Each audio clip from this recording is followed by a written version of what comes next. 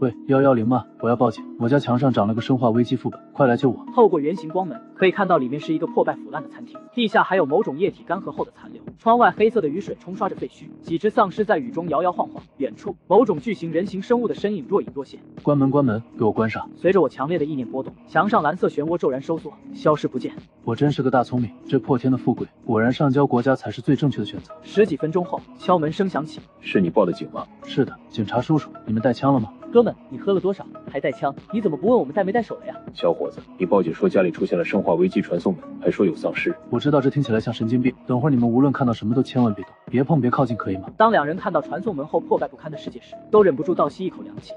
这是全息投影，现在的3D 技术这么厉害了吗？这不是特效，你们等着。说着，我迅速跑进厨房。10秒钟后，我拎着一只活鸡走了出来。看清楚了，我将老母鸡直接扔进光门中。受惊的老母鸡刚跑到餐厅门口，就发出一声凄厉至极的惨叫，身上的羽毛迅速变得焦黑枯萎，并开始发生着变异。客厅内死一般的寂静。呼叫指挥中心，我是编号9527，海滨市幸福家园4栋3020室，发生特大未知事件，不是刑事案件，不是火灾，这里有一扇门，通往地狱，请求特警支援，请求防化部队，请求封锁整个小区，快！这是一级生化威胁，这不是演习。重复，这不是演习。原本安静祥和的幸福家园小区，天空中战斗机、直升机来回巡逻，地面警车、装甲车更是里3层外3层。临时指挥室内，林涵，男，24岁，凯宁市本地人，自由设计师，父母早逝，无犯罪记录，无精神病史。半小时前，你说你家墙上开了一个门，通往平行世界。我们已经验证过了，刚才我们的技术人员也进去了，用无人机进行了初步探测，空气样本分析结果出来了，除了含有大量未知的病毒气溶胶外，氧气含量、重力环境，甚至大气压强都和地球完全一致，那里确实是另一个地球。那我的房子呢？你的房子现在是国家1级保密现场，整栋楼的居民都已经签署了保密协议，并被转移安置。从现在开始，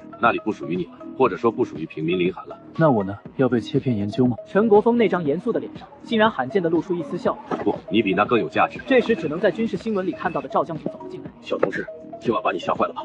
还好，情况我已经了解了。那扇门你能控制吗？比如开关或者移动？开关可以，我是凭意念控制的，移动不行。而且我能感觉到门的大小，好像和我有关，但我现在还搞不太懂。能开关就好。小同志，我现在代表国家正式问你一个问题：这扇门意味着什么？你应该清楚，它是危机。那边的病毒如果泄露过来，我们这边就是灭顶之灾。但它也是机遇，一个全新的拥有未知科技和资源的平行世界。你掌握着开启它的钥匙，你打算怎么做？我沉默了。虽然我在报警的时候就已经想好了答案，但真的面对这种国家级的大门，那种压力还是让我有些窒息。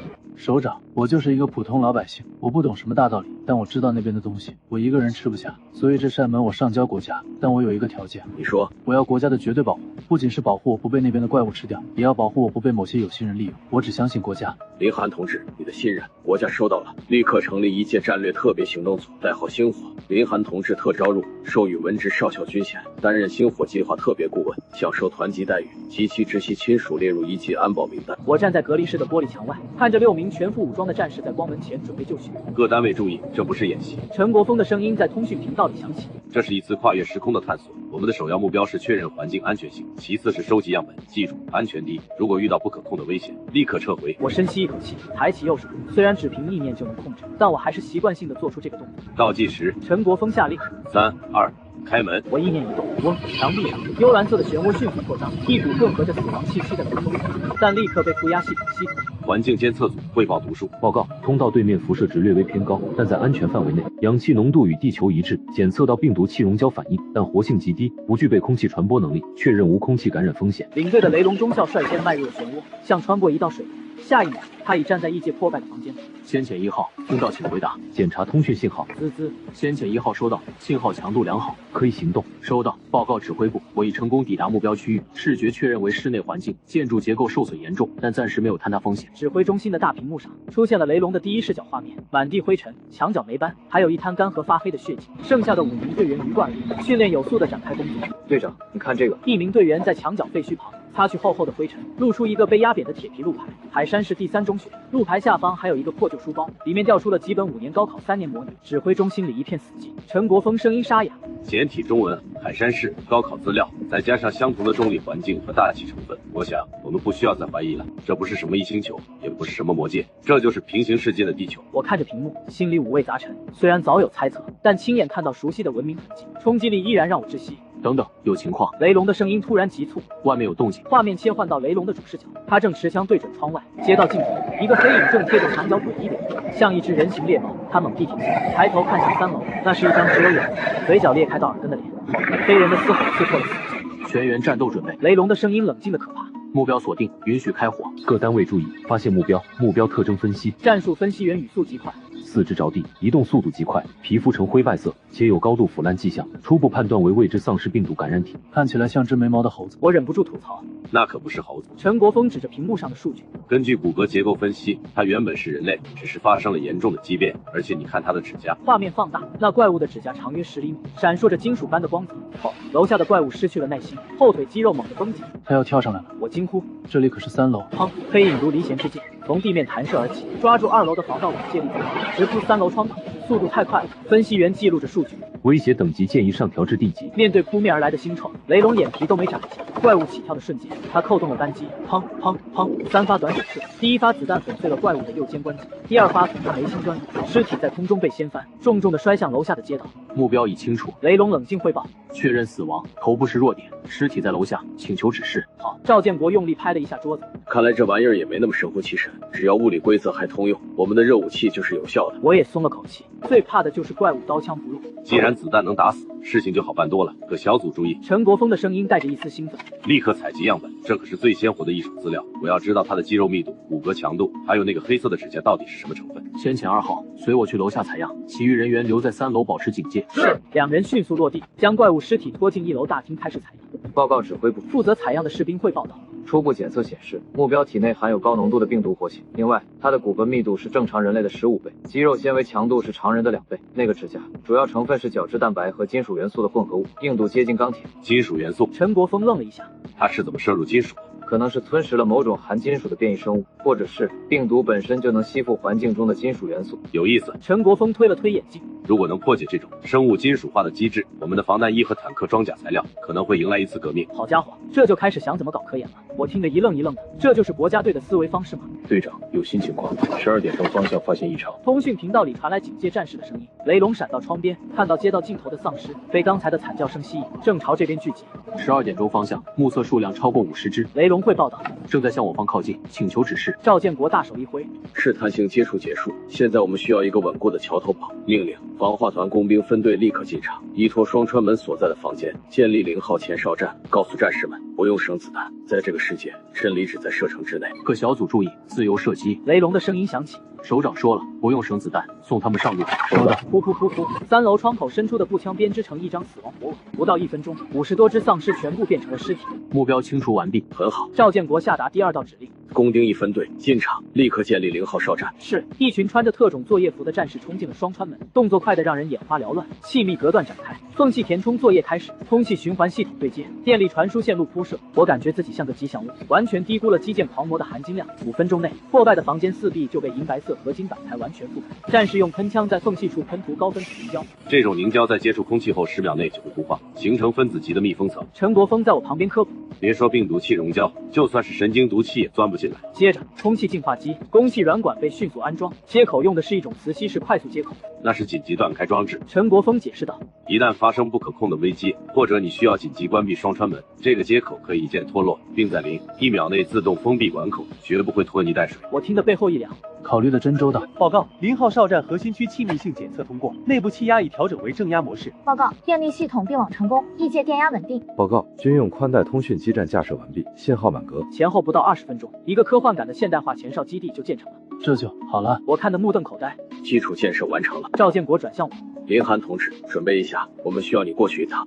我也去。你是门的主人。他目光坚定。我们需要测试一下，如果你本人在意见，这个门还能不能保持稳定？而且有些东西，也许只有你能感应得到。那场单方面的屠杀给了我极大的安全感。好，我去。10分钟后，我穿上特制的轻型防护服，站在光门前。我的卧室已经变成了临时指挥中心。走吧。赵建国亲自陪同，身边跟着4名警卫员。我点点头，抬脚跨过了光门，脚下的触感从木地板变成了防滑钢板，空气中弥漫着淡淡的臭氧味。欢迎来到0号哨站，首长好。雷龙敬了个军礼，然后对我点了点头。我环顾四周，透过墙上的防弹玻璃观察窗，第一次亲眼看到了这个末世。天空铅灰，街道上一片狼藉，横七竖八的丧尸尸体泡在黑色的血水里。门的状态如何？陈国峰的声音从通讯器里传来。非常稳定。一名技术员回答。初步测试表明，无论林寒同志身处门的哪一侧，双川门都能维持稳定开启状态。很好。赵建国走到观察窗前，指着远处街角的一家金店，柜台里反射着诱人的金色。那是金店。我眼睛瞬间瞪大了。看来我们的运气不错。赵建国笑了。刚来就碰上了硬通货，在这种世界，黄金是废铁。他拍了拍我的肩膀。但在地球，它是这100年来最坚挺的货币。有了它，我们就能换来更多的钢材、更多的芯片、更多的粮食。林寒同志，准备好当搬运工了吗？第二天清晨，0号哨站内热火朝天，1分队负责起卸，2分队负责清理路障，3分队带上麻袋和工兵铲。雷龙正在部署。目标：街角金店，距离150米，威胁等级。我捧着热豆浆站在观察窗前。赵建国下了禁令，在周边区域肃清前，我不得踏出哨站半步。我坚决拥护。出发！一支小队鱼贯而出，装了消音器的步枪点射生成了清晨唯一的旋律。通过雷龙的摄像头，我如同身临其境。5分钟后，他们抵达了金店。安全确认。雷龙带队进入，没有丧尸，安全。几盏战术射灯亮起，店内瞬间金碧辉煌。我去。看着屏幕，我忍不住爆了句粗口：金项链、金手镯、金戒指，像垃圾一样散落在柜台和地上。雷龙捡起一根金条，在衣服上擦了擦，举到摄像头前。林顾问，这个品相如何？在地球，这玩意儿现在的金价是每颗600多，这一根就是6万块。我自言自语。在这里，它甚至不如一包方便面珍贵。那是自然。陈国峰的声音传来。黄金的价值在于其作为一般等价物的社会共识，当社会秩序崩塌，这种共识也就随之消散。在这个世界，唯一的硬通货是生存资源，水、食物、药品、武器，但在我们那边，陈国峰顿了顿，它依然是工业血液，是外汇储备，是购买先进技术和战略物资的硬通货。别愣着了，雷龙收起金条，干活。接下来的场景让我大震惊。哐啷！一名战士直接用枪托砸碎柜台玻璃，然后另一人挥舞工兵铲，像铲沙子一样，把金银首饰连同绒布托盘一起铲进军用编织袋。这里还有个保险柜，炸开！雷龙淡淡的说。是。轰！一声闷响，厚重的防盗门被炸开，里面是几十根1公斤重的金砖和一大堆废纸般的钞票。雷龙拿起一张面额，1000信用点的钞票，上面印着太空电梯和没有国界线的东亚地图，写着东亚联合体中央银行。太空电梯，区域统一。我心中掀起惊涛骇浪，这是一个科技高度发达，甚至可能已经迈入星际时代的国度，但它还是毁灭了。战士们把金砖像砖头一样码进转运箱，那些废纸和带芯片的电子设备也被雷龙下令全部带走。报告队长，清点完毕。半小时后，战士会报道。初步估算，黄金总重约52公斤，另外还有铂金15公斤，钻石、翡翠等珠宝52公斤，3000多万。这还只是一家小金店，我感觉呼吸都要停滞了。这哪里是废土，分明是聚宝盆。收队。战士们扛着装满黄金的袋子和箱子，像扛着土豆一样轻松地踏上归途。20分钟后，我终于摸到了那根沉甸甸的金条，有种不真实的感觉。赵建国看着战利品，满意的笑了。有了这批启动资金，接下来的采购计划就可以放开手脚了。他看向我，林寒同志，你的功劳不少，又记了一笔。首长，这不算什么。我放下金条。比起这个，我更在意雷龙队长刚才传回来的画面。我指着窗外远处的 CBD 区域。如果我们能找到那里的银行金库，或者那里的科技公司服务器，我的眼神变得锐利，那才是真正的宝藏。赵建国赞赏地点了点头。不急，饭要一口一口吃。赵建国转向雷龙，无人机侦察情况如何？报告。一名技术员切过画面。蜂鸟无人机刚刚在距离此处2公里的烂尾楼区域发现了一个特殊热源，屏幕上一个红色光点格外醒目。热源，我凑了过去，不仅仅是热源。技术员放大画面，经过光谱分析，这应该是镜面反射的阳光信号，很有规律，像是摩斯密码。摩斯密码。赵建国眼神一迷，翻译出来是 SOS。技术员回答，重复的3短3长3短。指挥室内瞬间安静下来。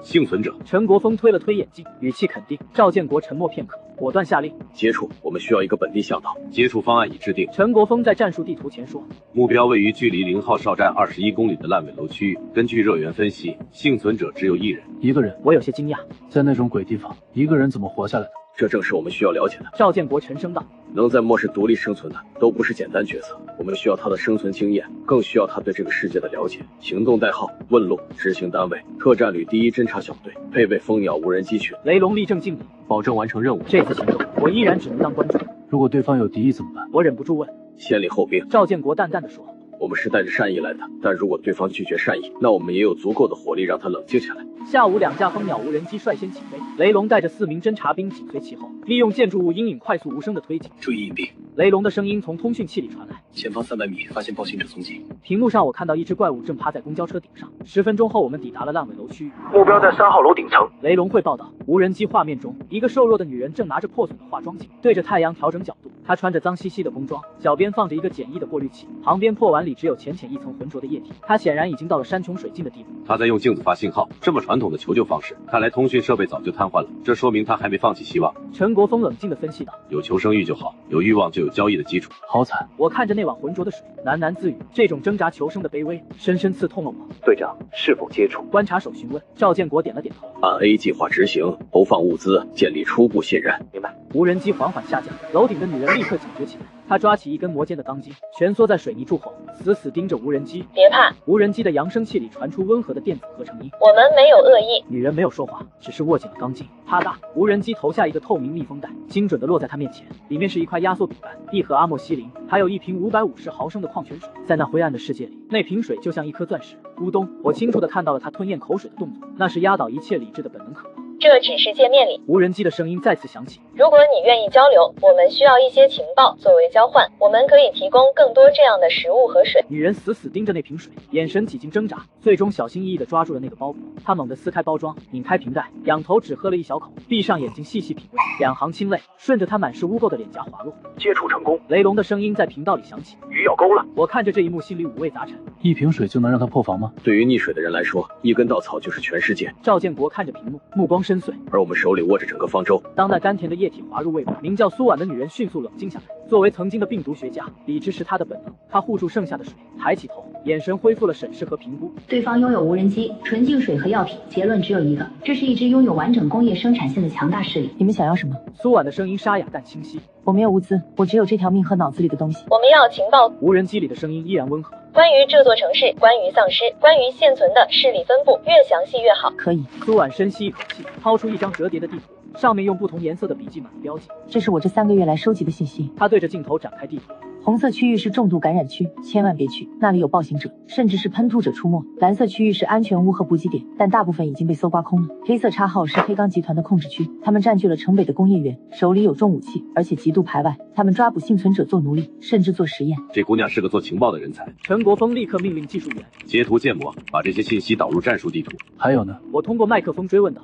除了这些，还有什么特别的消息吗？比如有没有什么奇怪的东西？苏婉想了想，眼神中闪过一丝厌恶和恐惧。最近黑钢集团在疯狂收集丧尸的脑袋。脑袋？我一愣。准确的说，是脑袋里的东西。苏婉解释道。我曾远远的看到过，他们的狩猎队在击杀变异丧尸后，会剖开丧尸的后脑勺，取出一颗像水晶一样的东西。水晶这2个字像闪电一样击中了我。我下意识地看向赵建国和陈国峰。陈国峰猛地扑到麦克风前，语速极快地问道：“那个水晶是什么颜色的？多大？是否发光？”苏婉回答：“大部分是灰白色的，只有指甲盖大小。但我见过他们为了抢夺一颗红色的水晶，不惜牺牲了整整一个小队。”晶核。陈国峰深吸一口气，声音因激动而颤抖。首长，如果我没猜错的话，这可能是一种全新的高能物质。问他知不知道那东西的具体用途？赵建国沉声道：“我了解一些。”苏婉说：“我听黑钢的人叫它神之血，他们认为这东西能让人获得力量，但副作用极大，直接使用会导致死亡或变异。”让人获得力量，我的心脏狂跳起来。双川门想要升级，肯定需要某种特殊的能量，会不会就是这个？林寒同志，赵建国突然开口，看来我们有必要和这位幸存者进行更深入的接触。他看着屏幕上那个女人，眼中闪过一丝欣赏。把她带回来。赵建国下令。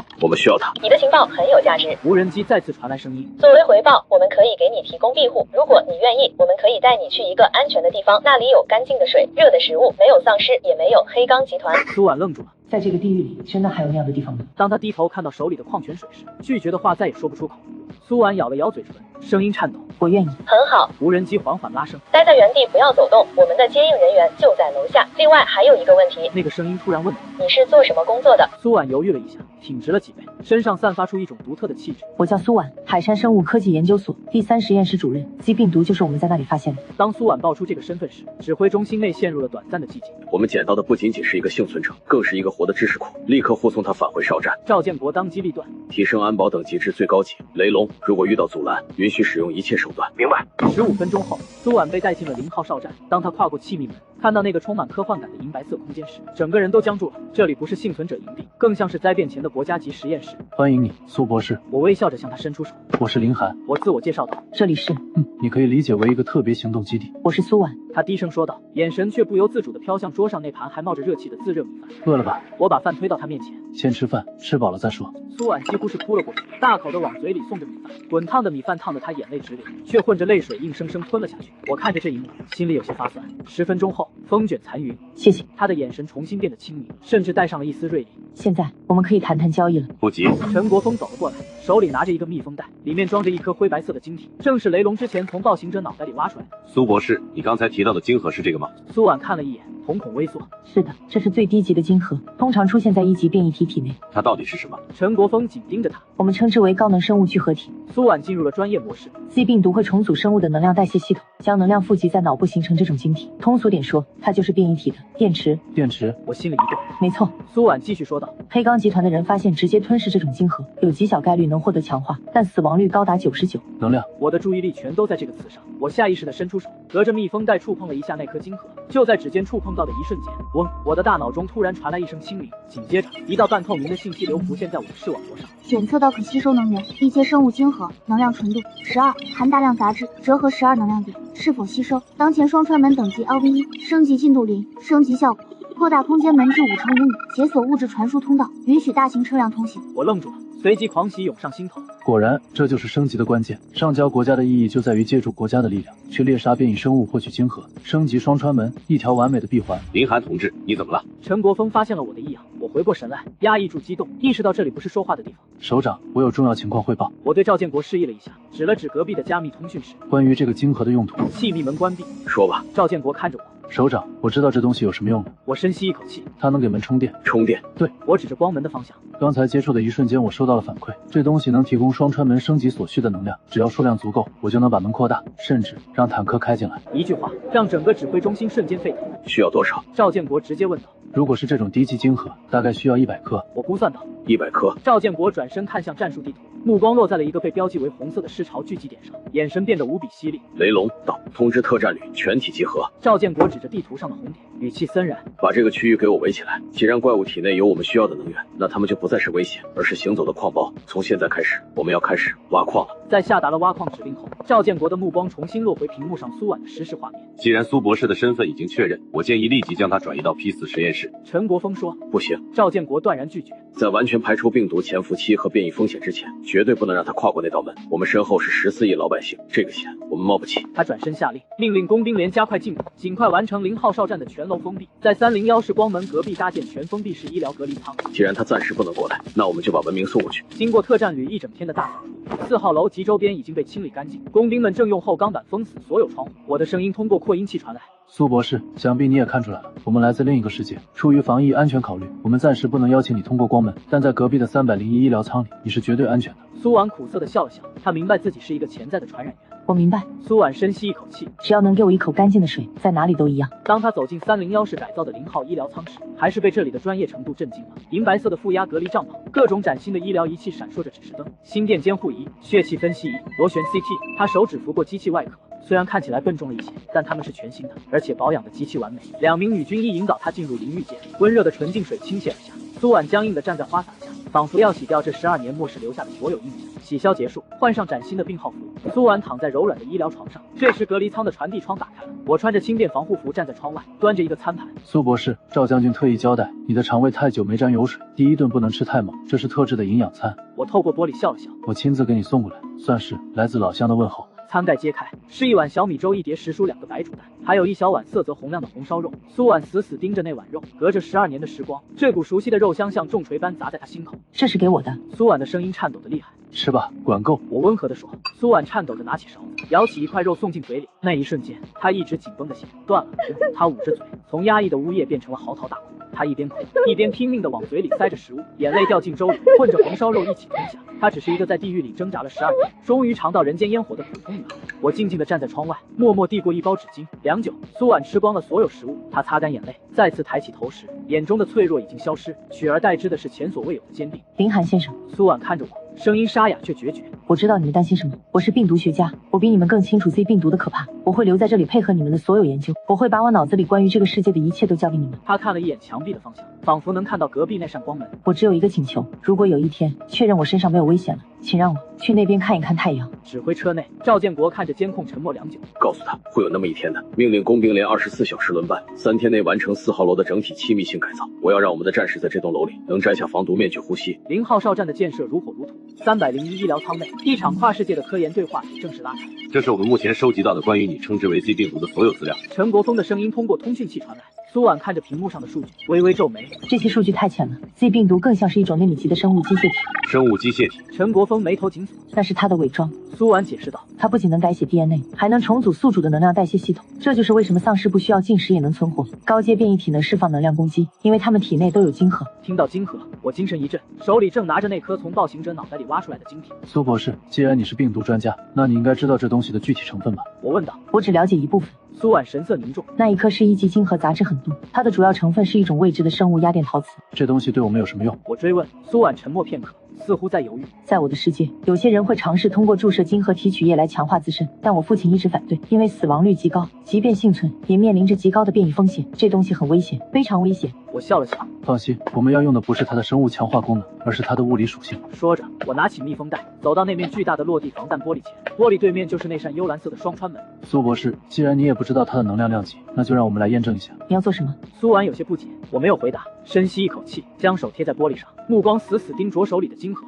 系统吸收。我在心里默念。下一秒，苏婉惊讶地发现，我手中的灰白色晶核竟然开始发光，一缕缕淡蓝色流光从晶核中溢出，穿透了密封袋和防弹玻璃，径直钻进了双穿门中。光门漩涡突然加速旋转，嗡的一声低鸣响彻整个楼层，光晕瞬间暴涨。这是什么原理？苏婉瞪大了眼睛，不可置信地看着这一幕。它被那个门吃掉了。我松开手，密封袋里只剩下了一小撮灰白色的粉末。与此同时，我的脑海中弹出了期待已久的信息：成功吸收一阶生物晶核1，获得能量点12点，当前升级进度12。果然，我握紧了拳头，嘴角扬起一抹无法抑制的笑容。苏博士，我转过身，看着目瞪口呆的苏婉。这就是这东西对我们的真正用途，它不是毒药，它是钥匙。钥匙。苏婉喃喃自语。没错，我指着那扇光门。这扇门它饿了，而这些晶核就是它的食物，只要喂饱了它，它就能变得更大、更强、更稳定。这一刻，无论是屏幕那头的陈国峰，还是指挥车里的赵建国，都被这一幕深深震撼了。晶核等于能源，丧尸等于移动的矿包，这个等式一旦成立，整个战略局势瞬间逆转。丧尸曾是我眼中的噩梦，现在却成了某种宝贵的资源。赵建国的声音从通讯器里传来：林寒同志，你确定只需要100颗这种1级晶核就能完成第1阶段升级？确定。我看着脑海中的进度条，而且我有预感，升级后的双穿门绝对会给我们一个巨大的惊喜。好，赵建国猛地一拍桌子，传我命令，特战旅全员进入1级战备状态，工兵连立刻清理出一条通往光门的装甲通道。既然那边的丧尸脑袋里装着我们要的能源，那我们就去把他们挖出来。在另一个世界的医疗舱里，苏婉正看着这一切。他那个世界的人视丧尸为死神，而我们却把他们当成了资源。这就是文明的代差吗？他喃喃自语，我能感觉到，他认为我们的介入将彻底改变他那片废土的命运，不是拯救，而是征服。1级战备，1级战备！警报声响彻了2个世界，一队队士兵从光门中冲出，迅速在街道上展开防御阵型。注意，这不是演习，所有人检查防毒面具气密性，打开敌我识别系统，重武器小组就位。雷龙站在天台上，举着望远镜，目光冷峻。他身后2挺重机枪已经架好，枪口对准了街道尽头。报告指挥部，诱导小组已就位，开始行动。赵建国的声音沉稳有力。距离哨站500米外，2架无人机悬停在空中，下方挂着扩音器。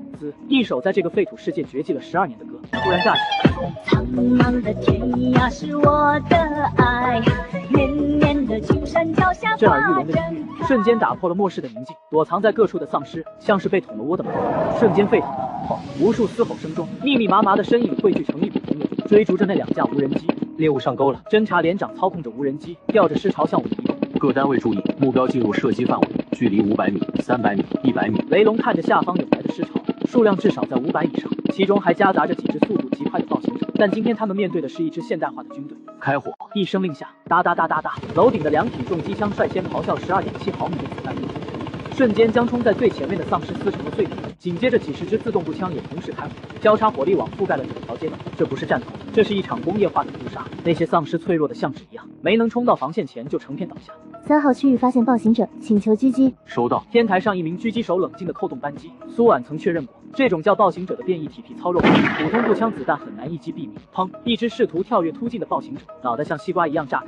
不到10分钟，枪声渐渐稀疏，街道重新归于死寂，只剩下满地的残肢和浓烈的腐臭味。这就结束了。苏婉通过监控观战，目瞪口呆。他见过令人绝望的尸潮，但在这些军人面前，竟然如此不堪一击。这就是火力的力量。我走到他旁边，带着一丝自豪。苏博士，欢迎来到大炮射程之内的真理世界。打扫战场，雷龙的声音再次响起。工兵连上，防化连掩护，一定要在晶核能量一散前挖出来。几十名穿着防化服的战士冲了出来，忍受着恶臭，快速的敲开丧尸的头骨，寻找晶体。报告，发现1级晶核。这边也有，队长，挖到一颗红色的，好像是2级晶核。对讲机里不断传来捷报，我站在光门前，看着一袋袋沾血的晶核被送回，脑海中的系统提示音响个不停。吸收1级晶核1，能量加12；吸收1级晶核1，能量加11；吸收2级晶核1，能量加150。升级进度条正在疯狂上涨。终于，当最后一袋晶核被送进光门，叮，能量充能完毕，当前进度1000，双穿门等级提升至 LV2，空间门尺寸扩大至5乘5米，可调节，解锁新克系，物质传输通道，稳定态，解锁新权限，双向大型载具通行许可，解锁新权限，空间锚点迁移。轰！原本的圆形光门漩涡突然爆发出耀眼的蓝光，光芒散去后，出现在面前的是一面边缘平直、稳定如镜的矩形光幕，像一扇星际之门，镶嵌在卧室的墙壁上。只是房间太小，光幕紧贴着天花板和地面，几乎填满了整面墙。检测到当前空间受限，光门尺寸已自动适配，最大可展开尺寸5乘5米，宿主可通过意念随时调整光门大小。我看着眼前巨大的光墙，嘴角勾起一抹笑容。我转过身对着通讯器说：“首长，门开了，而且比我们预想的还要大。不过我指了指天花板，这里的庙太小，容不下那尊大佛了，我们得给他换个新家。”换个新家？通讯器那头，赵建国看着屏幕中的光门，眼中金光一闪。你是说现在的光门已经可以移动了？是的，首长。我点了点头。虽然不能随心所欲，但我可以把它搬到这附近的任何一面墙，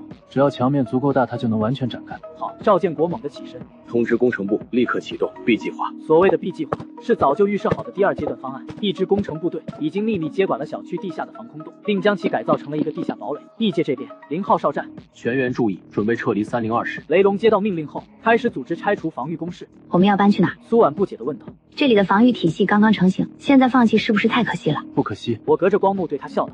因为我们要去的地方是一座真正的堡垒，而且我神秘一笑，我们要给一些大家伙腾路。雷龙，带苏博士去地下停车场集合，我们在那边会合。是。迁移迅速展开。现实侧，地下基地清理出了一面巨大的混凝土墙壁。异界侧，工兵连也在地下停车场入口处清理出了一片空地。2界坐标校准完毕，墙体结构强度检测通过，异界人员已撤离至安全区域，可以开始迁移。302室内，我环视了一圈这个房间，收。随着我意念一动，矩形光幕瞬间收缩，化作一道流光钻进了我的眉心。走吧，我转身离开，在特勤人员的护送下直奔地下防空洞入口。10分钟后，现实侧地下人防工程，我站在巨大的混凝土墙壁前，身后是赵建国和无数科研人员。我深吸一口气，将手掌按在墙面上展开。嗡，幽蓝色的光芒铺开，瞬间占据了整面墙面，5米高，5米宽，正方形的光幕平整如镜，站在他面前人显得如此渺小。这就是 LV2 形态的双穿门。赵建国站在指挥台上，心潮澎湃。首长，通道测试完毕，对面是锦绣家园地下停车场入口，空间开阔，无障碍物。很好。赵建国拿起红色的指挥电话。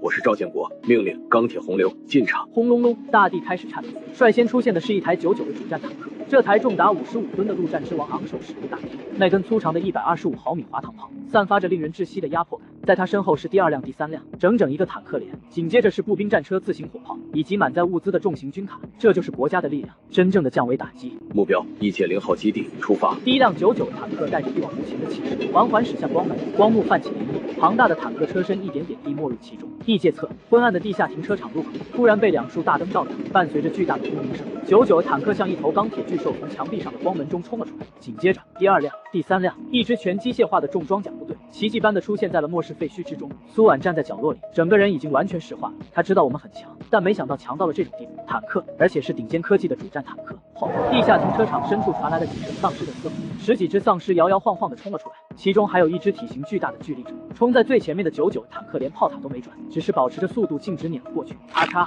噗嗤，一阵令人毛骨悚然的骨骼碎裂声响起。无论是普通丧尸，还是那只巨力者，在55吨的钢铁之躯面前，没有任何区别，瞬间变成了一滩肉泥。这就是钢铁洪流，这就叫碾压。我站在一辆装甲车的顶端，对还没回过神的苏婉说道：“苏博士，重新认识一下，这里是异界开发办0号基地。”我指着身后源源不断涌出的装甲车队，嘴角微扬，而这仅仅是个开始。轰鸣的引擎声吸引了方圆2公里内的丧尸，他们嘶吼着，像一股灰黑色的浪潮，疯狂地涌向地下停车场的入口。报告，雷达侦测到大量热源生物反应靠近，数量超过3000，还在持续增加。指挥中心内，通讯参谋的声音急促却不慌乱。赵建国连眉毛都没动一下，淡淡的下达了命令，省得我们要一栋楼一栋楼去搜了，把他们放近一点。命令装甲分队堵住入口，自由开火。地下停车场入口，3辆99主战坦克一字排开，如钢铁长城般堵住入口。在他们身后是步兵战车和重机枪阵地。后，第一波尸潮咆哮着冲来，几只速度极快的猎杀者高高跃起，试图从上方突袭。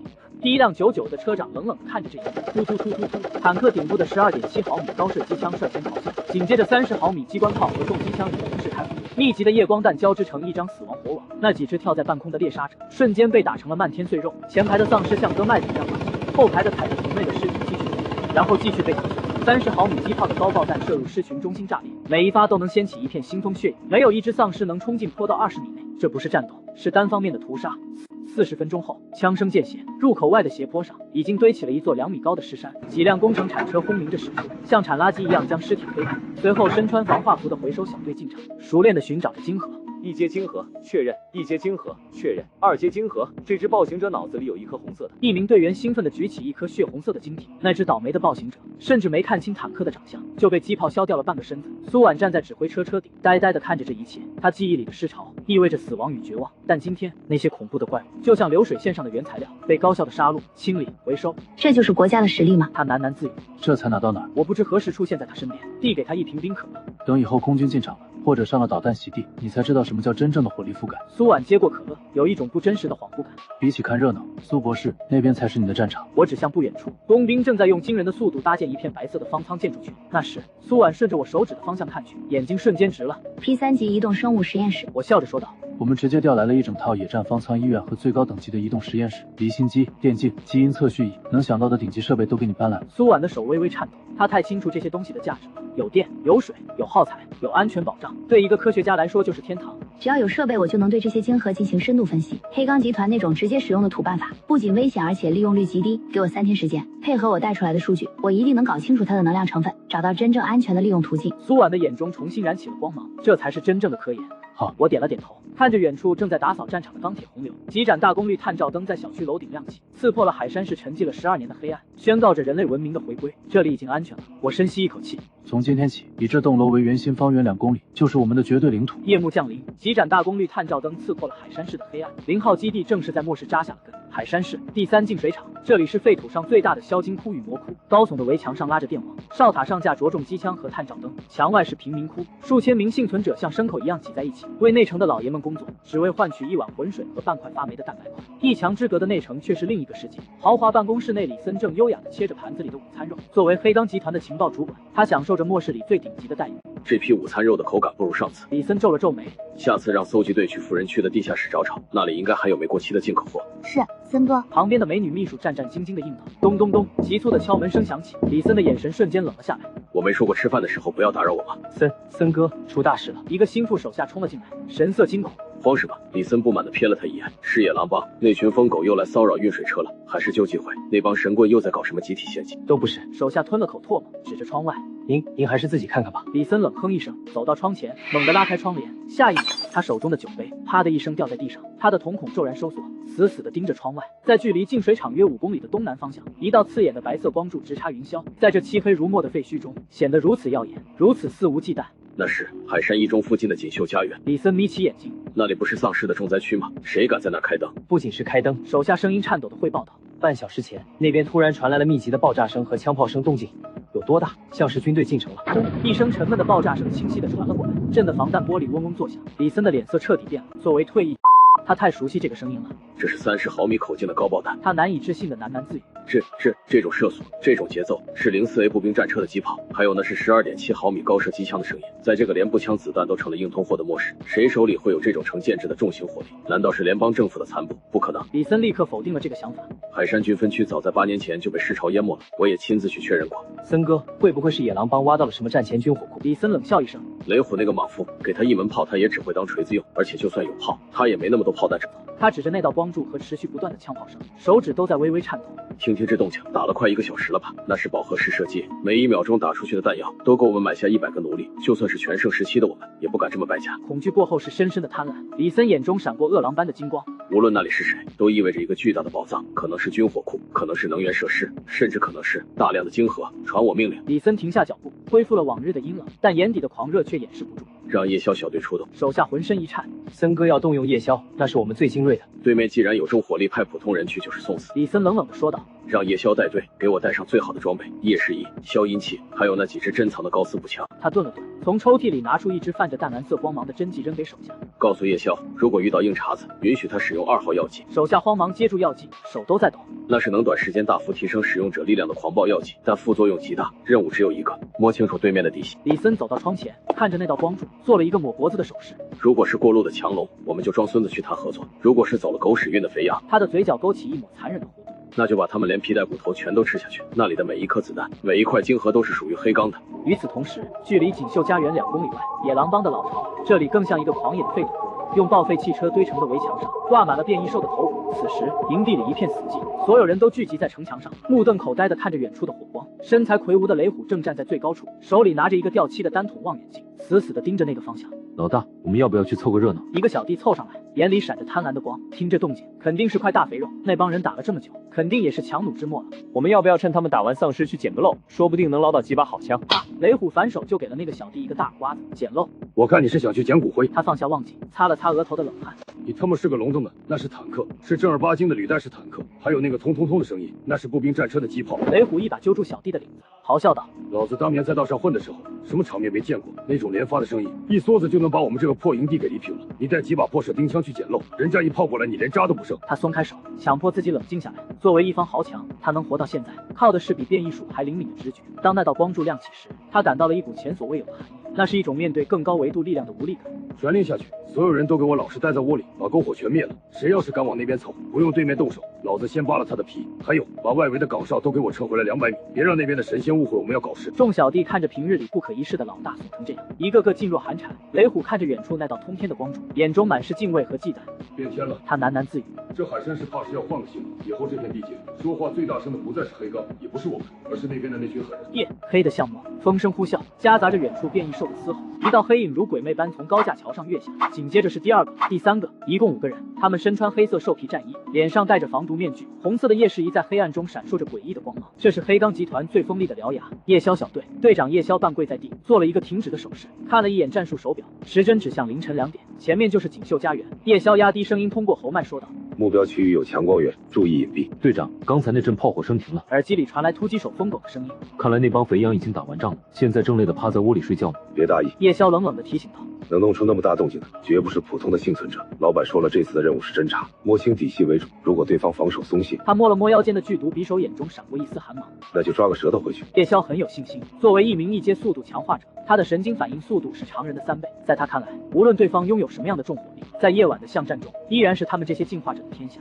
坦克、大炮在废墟里就是活靶子，行动。5道黑影瞬间散开，借助掩护，向着光柱的方向摸去。然而他并不知道，头顶500米的高空，一双看不见的眼睛正死死地盯着他。啧，动作挺专业的嘛。0号基地指挥中心，我捧着一桶泡面，一边吸溜着，一边看着眼前巨大的高清显示屏。屏幕上是清晰的灰白色热成像画面，5个醒目的人形轮廓正在渗透。画面旁边甚至还标注出了实时数据。目标领队，心率85，体温37摄氏度，手持高硬度合金利刃，腰间疑似携带生化毒剂。目标 B， 突击手，心率92，背负短管火药武器，肌肉密度异常，疑似力量强化者。这就是所谓的夜宵。雷龙不屑地撇了撇嘴，这种前行水平，在我们特战大队连选拔赛第1关都过不了。你看那个走在左边的，屁股撅那么高，生怕狙击手打不中吗？对于末世幸存者来说，已经算是不错了。赵建国端着茶杯，语气平淡，懂得利用地形，懂得分散队形，还装备了防热成像的皮衣。只可惜他们的装备理念还停留在20年前。他指了指屏幕上的一个小红点，我们的蜂鸟微型无人机悬停在他们头顶100米的地方，他们竟然一点察觉都没有，这就是代差。那所谓的防热成像兽皮，在军用级多光谱探测雷达面前，就像一层透明的丝袜。首长要干掉他们吗？雷龙请示道。狙击小组已经锁定了全部目标，只要一声令下，3秒内就能让他们脑袋开花。别急，我咽下嘴里的牛肉。黑钢集团既然派人来送礼，我们哪有拒之门外的道理？苏婉不是说缺实验体吗？这几个进化者正好给他送去切片研究，啊不是配合研究。赵建国点了点头。抓活的，既然要立威，那就让他们看看什么叫现代战争。命令特战一队收网。此时的夜宵突然感觉到一股莫名的寒意，这种感觉就像是被某种恐怖的史前巨兽盯上了一样。作为进化者，这种直觉曾经无数次救过他的命。停！夜宵猛地停下脚步，瞬间缩进了一辆废弃公交车的底盘下。怎么了，队长？不对劲。夜宵的声音有些干涩。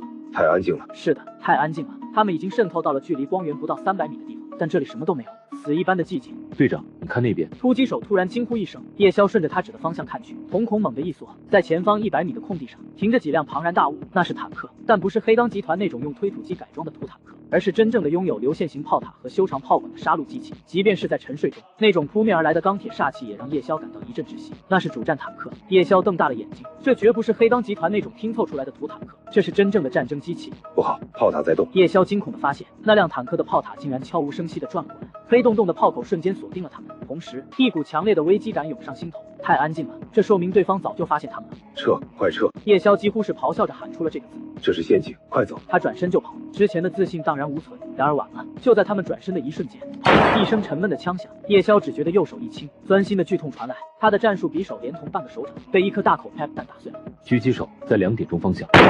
又是2声枪响，2名队员手中的武器应声而飞。谁出来？有种出来单挑！突击手疯狗怒吼一声，掏出一支红色的针剂，狠狠地扎向自己的脖子。那是2号药剂，然而针头距离皮肤还有1厘米的时候，一道蓝色的电弧划破夜空，疯狗浑身剧烈抽搐，口吐白沫，直挺挺地倒了下去。该死！叶宵看着瞬间倒下的队友，眼中闪过一丝绝望的疯狂。既然跑不掉，那就拼了！他双腿肌肉紧绷，瞬间弹射而出，快若闪电。然而就在他起步的瞬间，4道刺眼的白色光柱瞬间从四周同时亮起，将他所在的区域照得亮如白昼。强光让叶宵瞬间致盲，他惨叫一声，捂着眼睛摔倒在地。欢迎来到0号基地，一个冰冷的声音通过扩音器回荡，或者说，欢迎来到信息化战争的歼灭战现场。叶宵强忍剧痛，勉强睁开一条缝，他看到了让他终生难忘的一幕。在他四周，不知何时出现了几十名全副武装的士兵，他们装备精良，手中的步枪挂载着各种他叫不出名字的配件，几十个红色的激光瞄准点密密麻麻地落在他和队友的身上。而在正前方，那辆99的主战坦克不知何时已经转动了炮塔，那根粗大的125毫米滑膛炮正冷冷地指着他的脑袋，距离不到20米。用主战坦克指着一个拿匕首的人，这特么是人干的事！绝望，彻底的绝望！叶宵引以为傲的一切，在这些钢铁巨兽和红外瞄准镜面前，就像一个小丑。别开火！叶宵缓缓举起了双手，在那根足以把他轰成渣的炮管面前，慢慢地跪了下来。我投降。10分钟后，0号基地地下审讯室，曾经不可一世的叶宵小队，此刻正像5只被拔了毛的鸡，被锁在审讯椅上。我走进来时，叶宵正垂着头，眼神空洞。抬起头来！雷龙冷喝一声，叶宵颤抖着抬起头，看到了我这个年轻的过分的男人。自我介绍一下，我喝了一口咖啡，微笑着看着他。我叫林寒，这里的主人。说实话，我对你们那个什么进化者的能力挺感兴趣的。我放下杯子，指了指旁边单向玻璃后的实验室，在那里，苏婉正穿着白大褂，兴奋地调试着设备。我的首席科学家刚好缺几个活体样本来研究一下晶核对人体的影响，所以接下来的对话决定你们是躺在解剖台上为科学献身，还是作为劳改犯去后面帮我们搬砖。我脸上的笑容依旧灿烂，但在叶宵眼里却比恶魔还要恐怖。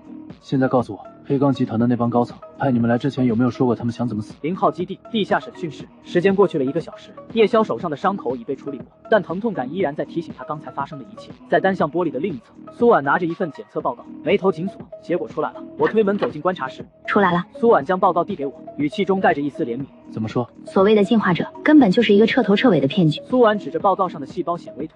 他们的细胞活性虽然是常人的5倍以上，但这并不是自然的进化，而是被病毒强制点燃的。点燃？对，就像是往发动机里喷注了过量的助燃剂。苏婉打了个比方 ，C 病毒的变种毒株在不断侵蚀它们的端粒酶，强行透支细胞的生命力来换取短暂的爆发力。按照这个衰竭速度，他看了一眼审讯室里的叶宵，即使没有任何外伤，他也活不过3-5年。到时候他会因为全身器官衰竭而死，或者彻底沦为一只毫无理智的丧尸。我挑了挑眉。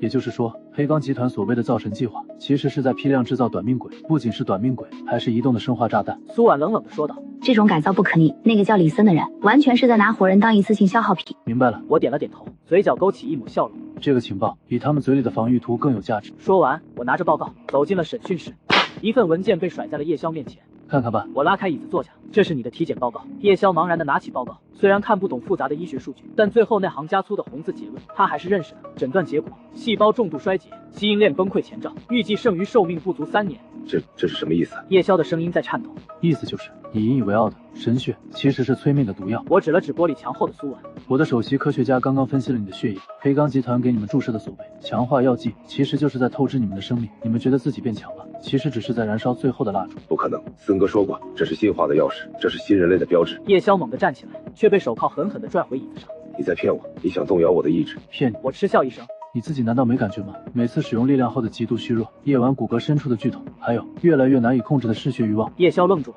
他的脸色瞬间变得惨白。因为我说的每一个症状都精准地击中了他内心深处最大的恐惧。他一直以为那是进化的代价，原来那只是死亡的倒计时吗？他们一直在骗我们。叶萧喃喃自语，眼中的光芒彻底熄灭了，信仰的崩塌最是让人绝望。也不全是坏消息。我突然话锋一转，虽然不可逆，但如果你配合的话，苏博士或许有办法帮你延缓这个过程，甚至让你在剩下的日子里活得像个人。叶萧猛地抬起头，死死地盯着我。你要什么？我要第3净水厂的一切。我身体前倾，盯着他的眼睛。布防图、火力点、人员配置，还有那个李森的藏身处，我要全部。半小时后，指挥中心，一张详细的第3净水厂布防图已经投射在了大屏幕上。不得不说，这块骨头还挺硬。赵建国看着地图上密密麻麻的火力点，表情严肃。3道防线，2000多名奴隶作为肉盾，还有300名全副武装的私军。除了我们见过的那些改装装甲车，他们竟然还藏着一架武装直升机，是一架战前遗留的风暴级轻转旋翼机。虽然火力凶猛，但他们缺乏专用的高能固态燃料，飞一次就要消耗掉半个仓库的储备，平时根本舍不得动用。我补充道，根据叶萧的交代，黑钢集团的核心战力除了这300私军，还有大约50名像他这样的进化者，其中最强的是安保队长屠夫，据说是个2阶力量强化者，能徒手掀翻小汽车。在重机枪面前，掀翻小汽车并没有什么战术价值。雷龙插嘴道，现在的关键是他们控制着水源。赵建国指了指地图核心的净水车间，如果我们强攻，李森那个疯子很有可能会炸毁净水设备，甚至在水里投毒。那是海山市唯一还在运作的深层地下水井，也是我们未来开发这个世界的关键资源，所以不能强攻，只能智取。我问道。赵建国摇了摇头，眼中闪过一丝铁血的光芒。是斩首。他在地图上画了一条红线，直插黑钢集团的核心行政楼，特战队渗透，配合正面佯攻，在他们反应过来之前，直接断掉他们的指挥部。赵建国转过身看着我，林寒同志，你不是一直想试试双川门的空间锚点牵引实战效果吗？我一愣，随即眼睛亮了。首长，您的意思是，如果我们将光门直接开到他们的大本营内部？赵建国微微一笑。比如那个李森的办公室隔壁。我看着地图，深吸了一口气。这哪里是斩首，这简直是把刀架在人家脖子上开门。干了！我一拍桌子，这绝对是史上最不讲武德的特种作战。深夜，海山市天空依旧飘着黑雨，在距离第3净水厂约2公里的一处废弃地铁口，一支12人的精锐小队正借着夜色前行。队伍的最中间是被严密保护的我。还要多久？我压低声音问道。即便穿着全套重型防爆服，手里还握着冲锋枪，我的心跳依然很快。毕竟这是实打实的深入敌后，穿过这条维修通道就是净水厂的地下泵房。走在最前面的向导是前夜宵队长，现在的代号囚徒。那个泵房废弃很久了，就在李森办公室所在行政楼的正下方，那是整个基地唯一的防守盲区。雷龙手中的枪口始终若有若无地指着夜宵的后心，冷冷道：“你最好祈祷那条路还没塌，否则你会是第一个被埋在里面的人。”夜宵苦笑了一声，没有回话。10分钟后，我们来到了一堵厚重的混凝土墙前。就是这里。夜宵指了指头顶，上面就是行政楼的地下室。这面墙的后面原本是备用发电机房，空间很大。我上前摸了摸冰冷的墙壁，检测到符合条件的衣服载体。是否在此处展开空间门，带他下去看管起来？我回头下令，2名队员立刻上前，给夜宵套上头套，将他拖到了远处，确认无关人员已被清场后，我才转过身。我长出了一口气，回头看了一眼身后的雷龙和特战队员们。赵建国原本坚决反对我亲自涉险，但空间锚点迁移必须由宿主亲自定位，这是必须冒的险。所有人准备。我的声音虽然还有些紧绷，但已经透出一股决然。特战队员们瞬间散开，构建起防御阵型。我闭上眼睛，意识沟通系统展开。幽蓝色的光芒在这漆黑的地下空间骤然亮起，一面宽达5米、高达4米的巨大矩形光幕凭空出现在众人面前。几乎在光门成型的瞬间，一股冷冽肃杀的气息从门那边涌了出来，那是钢铁与火药的味道。行动代号雷霆。光门另一侧传来了赵建国沉稳有力的声音：进攻！轰轰轰！整齐划一的脚步声如同战鼓般响起。第一波冲出来的是3台山猫全地形突击车，车顶的遥控武器站闪烁着死神的寒光。紧接着是整整2个排的全副武装特战队员，像黑色的潮水一样涌入这个狭窄的地下空间。宽敞的地下室瞬间被从地球传送过来的钢铁洪流塞满。我迅速退到一旁，看着这震撼人心的一幕，心中的紧张感瞬间烟消云散，取而代之的是一种难以言喻的激昂。这就是背靠国家的力量，什么末世军阀，什么觉醒者，在现代化的成建制军队面前，都是土鸡瓦狗。此时此刻，行政楼3层总经理办公室，李森正把双脚翘在办公桌上，摇晃着半杯红酒。夜宵还没回来，他问旁边的副手。还没，老板。不过那个方向刚才传来了枪声，估计是那个小营的反抗了一下，耽误了点时间。副手讨好的说道。夜宵办事您放心，天亮之前，那个营地的物资和那个漂亮妞肯定能送到您床上。那最好是这样。李森冷笑了一声。最近不太平，听说西边的那个救世军又在蠢蠢欲动。要是夜宵这次能带回来点好东西，正好可以扩充一下我们的军备。他话音未落，一声巨响，仿佛地龙翻身，整栋行政楼都剧烈的颤抖了一下，桌上的红酒杯直接震动。怎么会是地震了？李森惊慌失措的跳了起来。报告老板！对讲机里传来了楼下守卫惊恐的尖叫声。地下室炸了！什么？不是炸了，是有车有坦克从地下室冲出来了！你他妈疯了吗？李森破口大骂。地下室哪来的坦克？那是地鼠打洞钻进去的吗？然而下一秒，他就骂不出来了。哒哒哒哒哒，沉闷而密集的重机枪扫射声直接在楼下的大厅炸响，紧接着是爆破声和惨叫声，那是金属风暴在撕碎一切阻碍。老板，他们冲上来了，太快了，那是特种部队，真的是特种部队啊！对讲机里的声音戛然而止，李森的脸色瞬间惨白如纸，他颤抖着手从抽屉里掏出一把沙漠之鹰，刚想冲向门口，后视的实木大门连同门框一起被一只穿着战术靴的大脚狠狠踹开。木屑纷飞中，2枚震撼弹滚进来。嗡！刺眼的白光和巨大的噪音瞬间剥夺了李森的所有感官，他像个醉汉一样瘫倒在地。等他的视力稍微恢复一点时，只感觉到几个冰冷的枪口正死死地抵在他的脑门上。一个冰冷的声音在他耳边响起：“李森是吧？如果你不想脑袋开花，就让你的人全部放下武器。”李森努力睁开流泪的眼睛，看到了一群全副武装、装备精良到让他绝望的战士，而在这些战士的身后，一个穿着厚重防爆服的身影正透过面罩冷冷地看着他。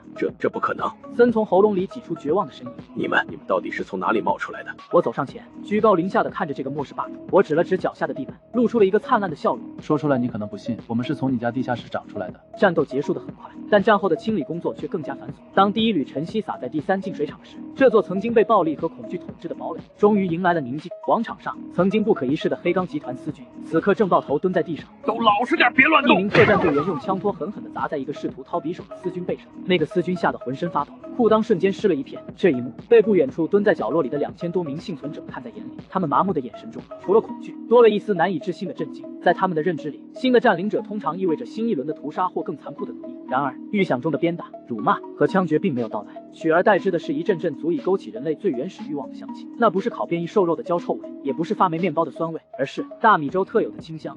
这是大米粥的味道。人群角落里，一个瘦骨嶙峋的老人抽动了一下鼻子，浑浊的眼中突然迸发出神采，死死地盯着广场另一侧。那里几名身穿防护服的士兵正抬下几个巨大的不锈钢保温桶，桶盖揭开的瞬间，白色的蒸汽升腾而起。对于这些在末世里挣扎了12年的人来说，这白色的蒸汽简直比最高纯度的毒品还要让人上瘾。负责分发的士兵打开扩音器，排好队，每人都有。那语气中的平和与秩序感，是这些幸存者12年来从未听过的。天籁，老人、妇女和儿童优先，不要挤，食物管够。玩食物的人到左边的医疗帐篷接受体检。人群出现了一阵骚动，但看到周围持枪警戒的战士，又畏缩地停下了脚步。真的，给我们吃！一个小女孩怯生生地看着走到面前的士兵，眼睛里写满了渴望和恐惧。士兵蹲下身，从口袋里掏出一根火腿肠递了过去。吃吧，以后不用再饿肚子了。那一刻，女孩的母亲突然抱着孩子嚎啕大哭，哭声像是会传染，迅速蔓延到整个人群。2000多名幸存者对着这几桶白粥哭得撕心裂肺，那是压抑了12年的委屈，也是绝处逢生的宣泄。行政楼后方地下实验区，这里的气氛截然不同，像是地狱的残留。这帮畜生！苏婉站在一间标着进化室的房间里，手中的电子记录本被他捏得咯咯作响。房间里摆满了巨大的玻璃罐，罐子里装的不是标本，而是失败品。那些被强行注射过量晶和提取液而基因崩溃、身体畸变的人类，被浸泡在防腐液里，死不瞑目地瞪着外面的世界。这就是他们所谓的造神计划。雷龙站在苏婉身后，看着这炼狱般的场景，语气森冷的可怕。把活人当成小白鼠，用来测试病毒的临界点。不只是测试。苏婉指着一本沾满血迹的实验日志，声音在颤抖。他们在尝试量产进化者。李森认为，只要基数够大，总能筛选出几个能适应病毒共生的神之子。至于那些失败的，就是这些罐子里的东西。日志上密密麻麻地记录着实验数据：实验体074号，注入1阶晶和提取液10毫升，反应剧烈，全身血管爆裂，死因多器官衰竭。实验体109号，注入2阶晶和提取液5毫升，出现部分骨骼金属化，但随即失控狂暴已被清理。实验体213号，每一行冰冷的数据背后都是一条活生生的人命。把这些资料都收好。苏婉深吸一口气，强行压下恶心和愤怒。虽然残忍，但这些数据对于我们研究疫苗以及寻找安全利用晶核的方法有着重要的参考价值，不能让他们白死。明白。那这些人渣怎么办？雷龙指角落里那几个瑟瑟发抖的黑钢集团研究员。苏婉冷冷地看了他们一眼，交给那些幸存者审判吧。我想那些失去亲人的家属会很乐意和他们交流一下实验心得的。行政楼顶层，总经理办公室，这里已经变成了我的临时前线指挥部。我站在落地窗前，看着楼下有序排队的人群，以及远处开始清理废墟的工程车。这就是文明重建的第一步。赵建国的身影出现在桌上的指挥终端屏幕上。林涵，你做得很好，不仅拿下了地盘，更重要的是你赢得了人心。有时候一碗热粥确实比枪炮管用。我感叹道。但要守住这份人心，还需要更多的的东西。资源清点出来了吗？赵建国问。正在清点，战果超乎想象。我转身看向正在忙碌的后勤官。报告首长，初步清单出来了。后勤官递过来一个战术平板。首先是黄金，李森在地下金库里囤积了大约21吨黄金。我点了点头。这批黄金在现实世界就是近10亿的资金，足以填补星火计划初期的很多窟窿。其次是科技设备。后勤官指了指旁边的3个银色手提箱。这是最大的惊喜，我们在李森的私人收藏室里发现了这批军用级的战术平板和一台便携式服务器。我随手拿起一块平板划了几下，系统运行丝滑流畅。这东西解决了我们的大麻烦。我眼睛一亮，有了它储存的海山市市政、网络协议和加密地图，我们或许能尝试唤醒这座城市沉睡的某些系统。最后也是最重要的，后勤官的声音压低了一些，打开了最中间的那个黑金手提箱，刹那间，迷人的红色光晕照亮了办公室。金河黑钢集团这几年搜刮的所有高品质存货都在这了。箱子里整齐的码放着30多颗血红色的2阶晶核，以及400多颗1阶晶核。检测到高纯度能量源，发现2阶生物晶核32，1阶生物晶核415，预计可转化能量4800点，2阶加4980点，1阶当前能量储备9780。我看着视网膜上跳出的系统数据，呼吸都不由得停滞了一瞬。将近1万点，打掉一个区域军阀，就凑齐了升级 LV3所需能量的90。拥有这样庞大的能量储备，意味着我是一个真正的暴发户，可以毫无顾忌地开启物质传输通道，将重型装备源源不断地运过来，也可以随意使用空间锚点牵引，将战火烧到任何敌人的家门口。除了这些，我们在李森的电脑里还发现了一样东西。后勤官调出了一张模糊的卫星地图，这是一张海山市周边的势力分布图，上面标记了2个非常关键的坐标。他指着地图边缘的一个红点，第一个位于城西的灯塔营地，标注显示那里聚集了大量的战前科研人员，拥有相对完整的工业生产能力。我的目光闪烁了一下，苏婉的家。第二个呢？后勤官的手指移向城市中心，那个被猩红颜色覆盖的区域。第二个就是海山市的中心医院，黑钢集团在地图上给它打了一个巨大的骷髅标记，并备注为禁区，但在备注的下面还有一行小字。后勤官放大图片念出了那行字：疑似4阶变异题目潮所在地，金核储量无法估量。办公室里陷入了短暂的沉默。我看着那个猩红的骷髅标记，仿佛能感受到屏幕透出的恐怖气息。4阶母巢，如果2阶晶核就能提供150点能量，那么4阶，看来我们的下一个目标已经很明确了。赵建国在屏幕那头打破了沉默。不过在此之前，我们需要先消化掉这次的战果，稳扎稳打，步步为营。我点了点头，目光重新投向窗外。这里不再是黑钢集团的魔窟，这里是01号前进基地，是人类文明在这个绝望世界里重新点燃的第一把火。我深吸一口气，知道这场游戏才刚刚开始，但我已经不再是那个瑟瑟发抖的普通青年了。我的身后站着一个强大的国家。全员注意！屏幕里赵建国沉稳的声音响起，正式下达了占领后的第一道军令：1级战备解除，各单位转入建设状态，务必在24小时内建立初步防御圈。另外，赵建国看着屏幕里的我，语气稍微缓和。通知炊事班今晚加餐，红烧肉管够。01号前进基地，文明并不意味着免费的午餐。我和赵建国都深知，在末世纯粹的施舍只会养出懒汉，只有建立起公平的交换体系，才能真正激活这个死寂社会的生命力。所有人员注意！基地广播里传来了清晰有力的普通话播报，请所有16岁至55岁的健康成年人前往行政楼前广场集合，进行身份登记和劳动力分配。重复一遍。前往行政楼前广场集合，进行身份登记和劳动力分配。人群中并没有出现太大的骚动，他们唯一担心的是新主人的剥削会不会比黑钢集团更狠。老张混在人群中忐忑不安，他曾是净水厂的老工程师，50多岁的人了，在黑钢统治时期因为懂技术，勉强保住了一条命，但也只是活着而已。老张，你说他们会让我们干什么？不会是去当诱饵引丧尸吧？旁边一个年轻人小声问道。别瞎说。老张瞪了他一眼。你见过给奴隶发新衣服的土匪吗？队伍缓缓向前挪动，姓名。负责登记的是一名穿着黑色战术外骨骼的年轻战士，语气平和严谨。张建国。老张有些结巴的回答。不用行礼，站直了。战士抬头看了他一眼。以前是干什么的？原本是这厂里的工程师，后来在黑钢那边负责修水泵和发电机。工程师。战士的眼睛亮了一下，在仪器上操作了几下，看着镜头，一道柔和的蓝光扫过老张的虹膜。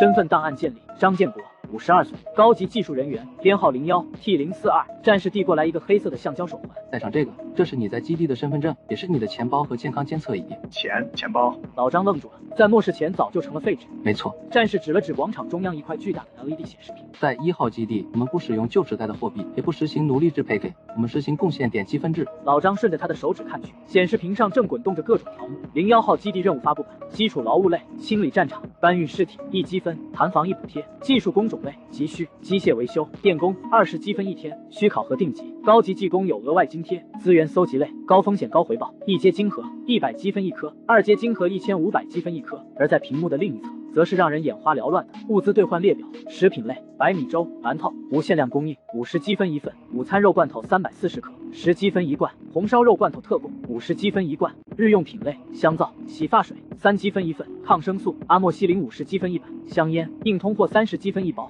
老张看得目瞪口呆，喉结剧烈的滚动着，他快速在心里算了一笔账。如果他去干最苦的搬尸体，一天搬个10具就是10积分，足够吃饱喝足。但如果他能通过机械维修的考核，天哪，20积分一天，那岂不是2天就能换一罐红烧肉？更重要的是，这里的规则是公开透明的，只要你肯干，就能活得像个人。这哪里是基地，这简直就是天堂。这是真的吗？老张颤抖着问。真的给红烧肉，不是骗我们去干活？当然。战士笑了笑，从桌子底下拿出一罐红烧肉晃了晃。只要你有积分，想吃多少吃多少。我们首长说了，在这里劳动最光荣，多劳者多得。我报名，我会修蹦机，我是这厂里原来的总工。老张猛地挺直了腰杆，眼中爆发出前所未有的光芒。不光会修蹦机，发电组、变压器我都会修。给我工具，我现在就能干活。很好。战士满意地点点头，在手环上录入了一串代码。去 B 区参加考核吧，通过后今天就开始计薪。行政楼顶层临时指挥中心，我站在落地窗前，俯瞰着楼下热火朝天的景象。每个人脸上那种麻木的死气正在消退，取而代之的是一种名为奔头的活力。看来人类适应环境的能力远比我们想象的要强。我感慨道。不仅是适应，赵建国的全息影像出现在屏幕上，更是对秩序的渴望。这套积分系统本质上就是重建信用体系，只要让他们相信付出就有回报，他们爆发出的生产力是惊人的。这还要多亏了国家提供的物资支持。我笑了笑，要是没有那堆积如山的罐头和粮食做信用背书，我也玩不转这套体系。这只是开始。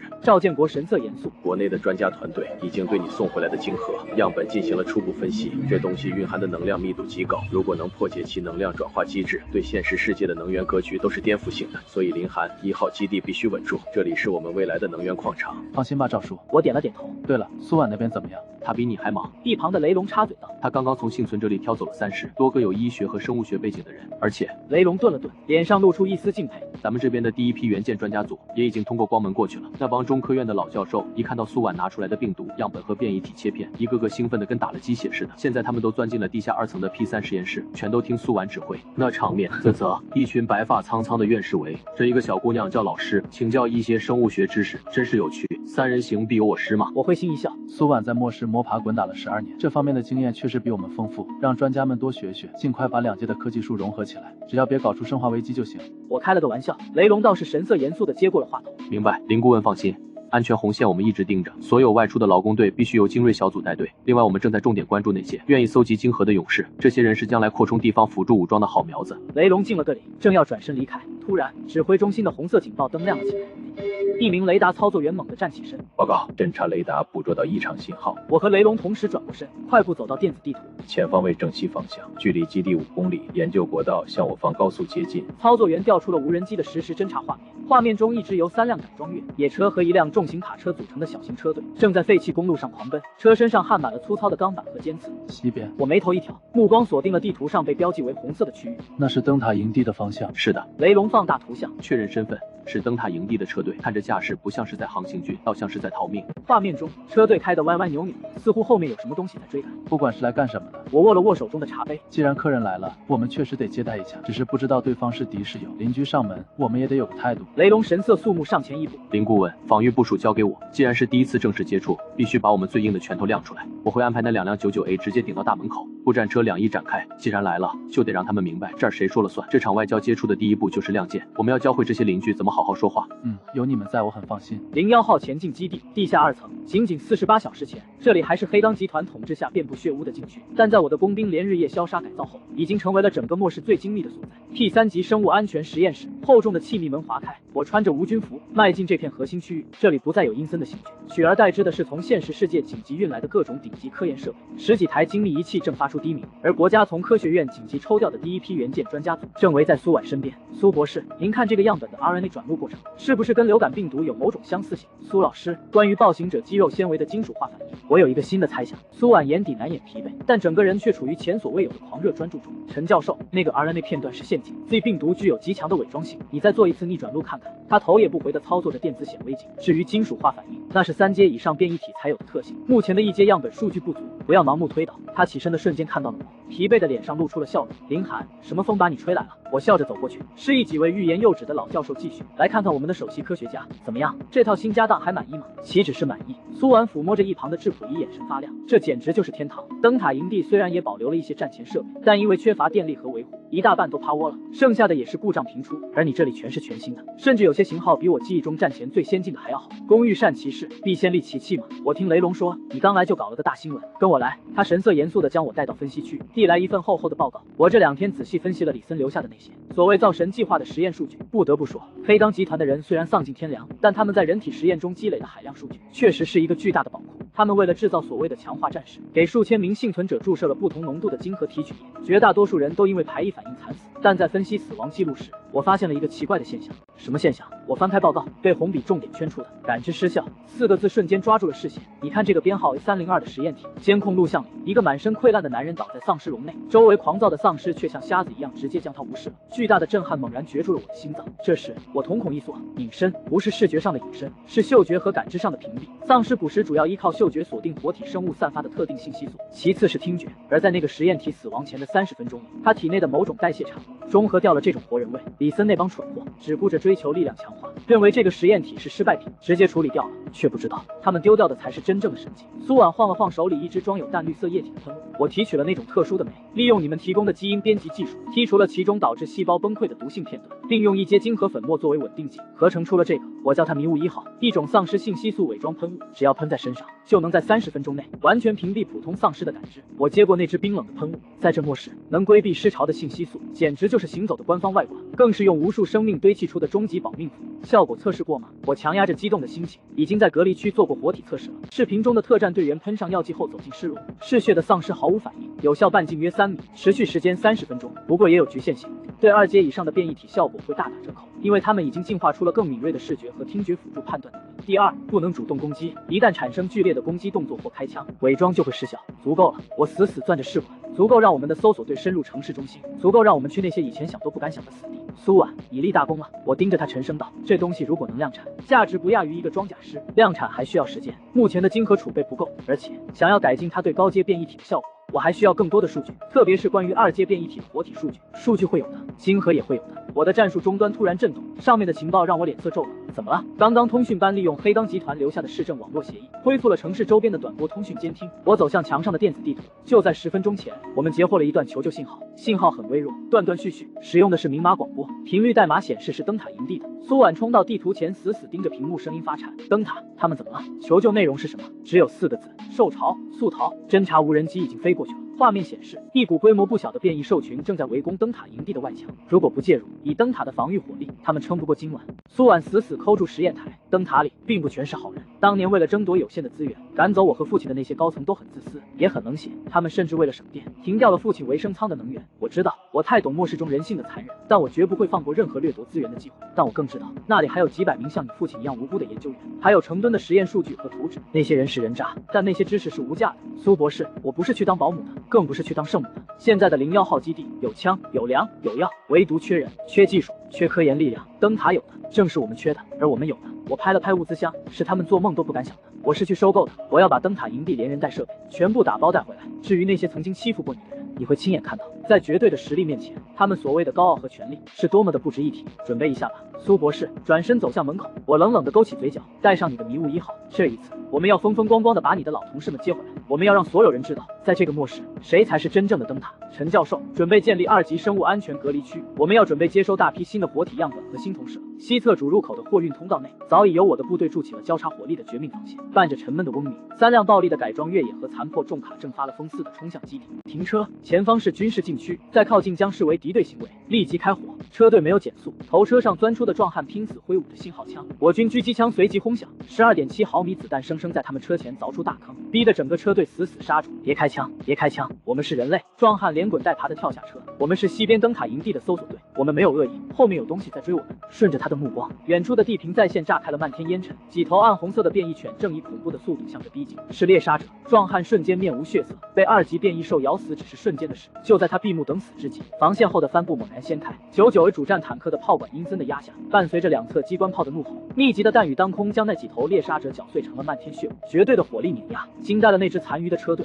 这是正规军，战前的正规军。10分钟后，这支猎鹰搜索队被解除武装，他们贪婪地盯着我基地里充足的电力和干净的水源。喝点吧。雷龙丢去一瓶水，壮汉一饮而尽。雷龙如铁塔般逼视着他，说吧，哪部分的？来干什么？屁股后面为什么跟着尾巴？我叫王猛，灯塔营地安保队的副队长。我们本来是奉命出来侦查的，据说黑钢集团被人灭了，首领让我们来看看是哪路神仙占了这里，没想到是个真神仙。少废话，雷龙喝止，说重点。刚才那几只猎杀者是怎么回事？恐惧再次爬满他的脸。受潮，西边的山区炸锅了，不知道为什么，那些平时躲在深山里的变异兽突然全部冲了出来，不仅是猎杀者，还有巨力者，甚至还有人在天上看到了龙。我骤然出声走上前，雷龙极有眼色的退了半步。这个站位让王猛心头微震，是腐肉飞龙。苏婉拿着战术平板走近，林寒，他说的是真的。刚才我们再次确认了信号源，灯塔营地确实已经被包围了。那几只追他们的猎杀者，可能只是外围的斥候。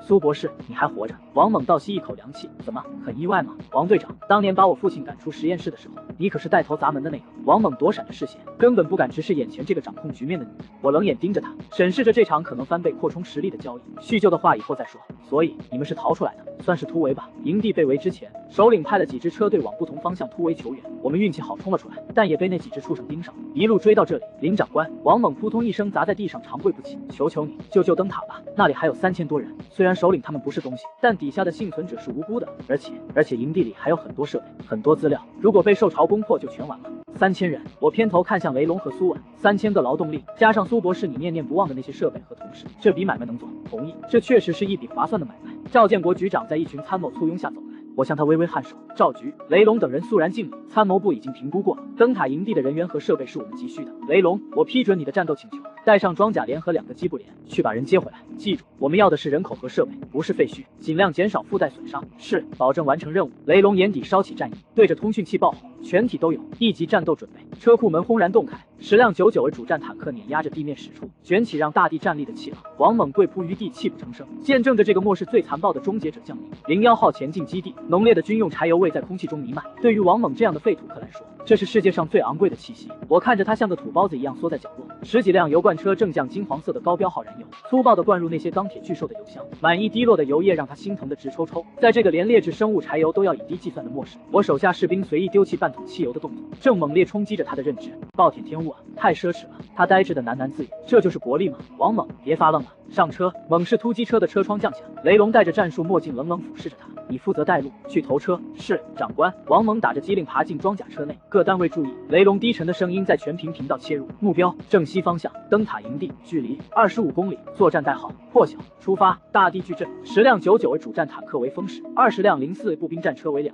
我坐镇指挥车内，看着这条钢铁长龙喷吐黑烟，撵出基地大门。末世12年的废墟让街道水泄不通，但我的装甲洪流不需要绕道。前方发现路障，大约50辆废弃轿车堵塞路口。头车观察员干脆的汇报，撞过去。雷龙下令说道，收到。1500马力发动机爆出怒吼，重达几十吨的坦克直接如同推土机般碾了上去。废弃轿车在履带下被压成扭曲的铁饼，硬生生趟出了一条血路。暴力的杂音瞬间惊动了整座城市的死寂，上千只丧尸从两侧巷道如同黑潮般疯狂涌出，直接扑向车队。长官，尸潮，是尸潮！王猛惨白的叫喊从通讯频道里爆出，快停车，我们要依托建筑防守。慌什么？与他同车的苏婉看着战术平板，语气冷漠如冰，好好看着，不需要主炮。步兵战车的30毫米机关炮和重机枪瞬间泼出死亡火网，冲锋的尸潮像割麦子般粉碎断裂，大口径子弹将靠近的腐尸直接炸开，履带冷酷的碾过满地血肉，压断骨骼的声音令人头皮发麻。尸群在压路机前化作碾碎的蚁群，这就完了。王猛呆坐在椅背上，12年精打细算的求生观轰然崩塌，这就是差距。王猛，苏婉看着窗外漫长的血色旅痕，我们以前是在求生，而他们是在征服。2个小时后，我坐在指挥车内，车队向西疾驰，空气中的火药味越发浓烈，远方天际残存着夜光弹撕裂的火光。到了，王猛指着前方那座依山而建的要塞残骸，声音恐惧到颤抖，那里就是灯塔，情况远比想象中惨烈。坚固的高压围墙已被轰出缺口，密密麻麻的变异兽群正疯狂地涌入营地，巨力者那庞大的身躯正在死命锤击着大门。守军的防线风雨飘摇，看来我们来的正是时候。我冷漠地放下望远镜，按下全屏战术通讯，各单位注意，解除行军模式，切换战斗队形，目标前方受潮，任务一个不留，开火。10辆99为坦克的125毫米滑膛炮同时轰鸣，炮管整齐划一地指向黑暗中的受潮。这是来自人类巅峰工业文明的问候。轰！灯塔营地内部已成炼狱，透过无人机传回的画面与截获的通讯频率，能清晰听到里面绝望的嘶吼。守不住了，东面围墙塌了，猎杀者进来了，重机枪呢？为什么不开火？没子弹了，最后一箱子弹5分钟前就打光了。指挥所天台上，营地首领周成死盯着如同潮水般绞杀着幸存者的兽群，指节因过度用力握着空枪而苍白。完了，他喃喃自语，在他的视野中，数以千计的变异体淹没着防线。轰的一声巨响，最后的大铁门被巨力者硬生生砸垮。好啊，怪物进来了！绝望崩溃的惨叫声从四处传来，猎杀者肆意割裂着守卫的喉咙。周成惨笑一声，如果在那个时候，我没有为了那些设备赶走他，或许后一头体型庞大的变异兽踩着满地残尸向他扑去，他紧闭双眼，举起打空了弹夹的手枪，等待死亡的终结。轰！一枚125毫米高爆弹骤然在山脚下炸开，巨力者连同周成眼前的绝望瞬间化作一团燃烧的烂肉与粉碎的血雾。地动山摇的爆炸掩盖了所有的撕咬声。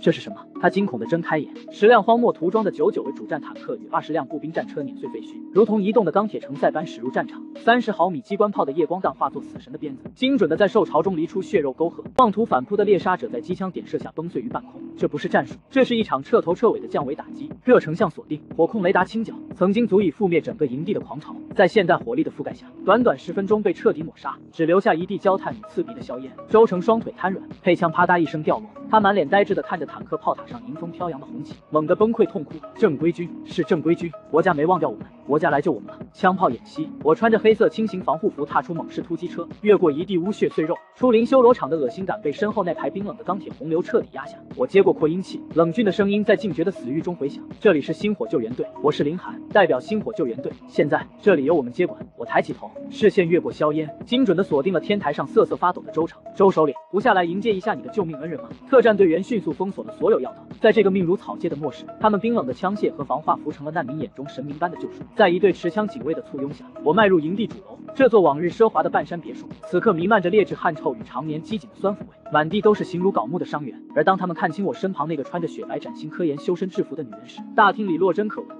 苏博士，角落担架上，那个曾在权力斗争中抛弃了苏婉的断腿助手颤抖哀鸣，羞愧地缩入漆黑的毛毯。周成吊着断臂，神色惨烈而尴尬。3天前，他将苏婉如丧家之犬般驱逐，今天他居高临下的归来，带着能将整个营地夷为平地的毁灭武装部队。苏婉，周成声音干涩苍白，你回来了。苏婉没有看他一眼，那种彻底的无视比任何嘲讽更加伤人。这里的空气质量很差，通风系统坏了吗？他皱起眉，直接向身后的精锐医疗团队下达指令，先建立隔离区，重伤员优先处理。另外，这里的卫生条件太差，立刻进行全面消杀，我不想看到交叉感染。是，苏老师。他走向那个痛哭的跟班前，语气只有绝对理智的冰凉。小刘，你的腿伤如果不及时处理，会坏死的。把他抬到医疗区，准备清创手术。周成僵在原地。这个女人自始至终在意的只有真理与生命，而他机关算尽的营地霸主之争，在他眼中不过是烂泥潭里不值一提的臭虫。苏博士，他不甘地想找回些尊严。周首领，我出声断喝，带着上位者不可逾越的鸿沟上前。叙旧的事情以后再说。我指着四周皮包骨头的难民，现在的当务之急是吃饭。我只是挥了挥手，几名精壮士兵提着沉重的保温桶砸在大地，哐当，这声巨响震开了桶盖。滚烫诱人的米粥香，浓郁低油的红烧肉味瞬间如同重磅炸弹，狠狠搅进了场内所有的血腥味。咕咚，吞咽口水的声音毛骨悚然的此起彼伏连成了一片。没人能在白粥和真肉面前抗拒本能。为了庆祝灯塔营地幸免于难，也为了庆祝苏博士回家，我将这施恩般的命令砸向所有人。今晚无限量供应皮蛋瘦肉粥和红烧肉罐头，敞开吃，管饱。疯狂的欢呼瞬间掀翻了屋顶。谢谢首长，谢谢苏博士。我静静看着周成，他那可怜的威望随着热粥土崩瓦解。周首领，不用这么沮丧。我走到他面前，指尖挑出一根崭新的中华烟，啪的一声用打火机替他点上。我们不是强盗，我们是来合作的。我有粮食，你有技术，这笔生意你不亏。他死死咬着绿嘴，猛吸一口，烟雾猛烈贯穿肺腑，浓烈的尼古丁令他神经彻底瘫软。他望向抢食的难民和一尘不染的苏婉，惨然认命。合作吧。他声音虚脱空洞。林指挥官，您看上了什么？尽管拿去吧，只要能让我们活下去，能让我们像个人一样活下去。我要的不仅仅是活下去。我冷面凑前，每一字都如敲骨吸髓。我要的是重建文明，而你们灯塔营地的技术就是重建文明的基石之一。跟着我，你们不再是躲在洞里的老鼠，而是重建这个世界的功臣。最后这2个字直接如同一道惊雷般劈中了他那熄灭的野心。周成身体站立，带我去看看吧。周首领，我指向通往 P4实验室的地下入口，让我看看你们到底藏了什么好东西，值得苏婉念念不忘，也值得黑钢集团如此觊觎。他咬牙将烟蒂死命碾碎在脚底。请跟我来。周成似乎重新找回了挺直腰板把的底气。虽然我们打仗不行，但在搞科研这方面，灯塔营地确实有些家底。有些东西就算是战前，也是绝对的机密。穿越3道厚重的防爆门后，末世的腐臭味消失，取而代之的是淡淡的臭氧气味。这里是原海山生物科技研究所的 P4实验室，也是灯塔营地最后的据点。请进。周成输入生物验证密码，合金大门划开，昏暗的应急灯光下，整齐的精密仪器与培养槽显露出来。这就是我们的核心资产。周成指着实验室中央的黑色全复式装甲泰坦外骨骼原型机以及配套的第3代神经连接系统。我隔着面罩打量这台钢铁怪物，它布满粗犷的液压管线，透着冰冷的工业美感。这是陆军原本计划列装的第4代单兵作战系统。周成介绍道，它可以让一名普通士兵拥有举起一辆小轿车的力量，奔跑速度达到每小时60公里，并且能抵御12.7毫米口径机枪的直射，很强。我中肯的评价，可惜它只是一堆废铁。苏婉熟练地调出控制台数据，冷冷泼了盆冷水。因为没有配套的高能电池，现在的它只能插着电缆在实验室里走2步，一旦拔掉电源，它就是个几百斤重的铁棺材。周成僵了一下，随即走到一处保险柜前。没错，能源确实是最大的问题。他取出一个黑色方块，所以这才是真正的宝藏。高密度固态氢电池。周成眼神狂热，这是海山市能源研究所的最高机密，它的能量密度是传统锂电池的50倍。理论上，只要这一块电池就能让泰坦全功率战斗6个小时。50倍，我瞳孔微缩，这意味着现实世界的工业逻辑将被彻底颠覆。但是苏婉再次补刀，你们造不出来。是的，我们造不出来。周成苦涩承认，这东西对环境要求极高，需要无尘真空的生产线和极其稳定的巨大的电力供应，还需要一条完整的稀有金属提炼产业链。在如今这个废土世界，甚至连一颗合格的螺丝钉都很难凑齐，更别说这种工业皇冠上的明珠了。周成看向我，目光中带着孤注一掷的试探。我笑了，这些他在废墟里无法凑齐的苛刻条件，对我背后的国家而言，简直是专业对口。林先生，您拥有我们无法想象的物资，甚至拥有某种神奇的运输渠道。他显然已经猜到了什么。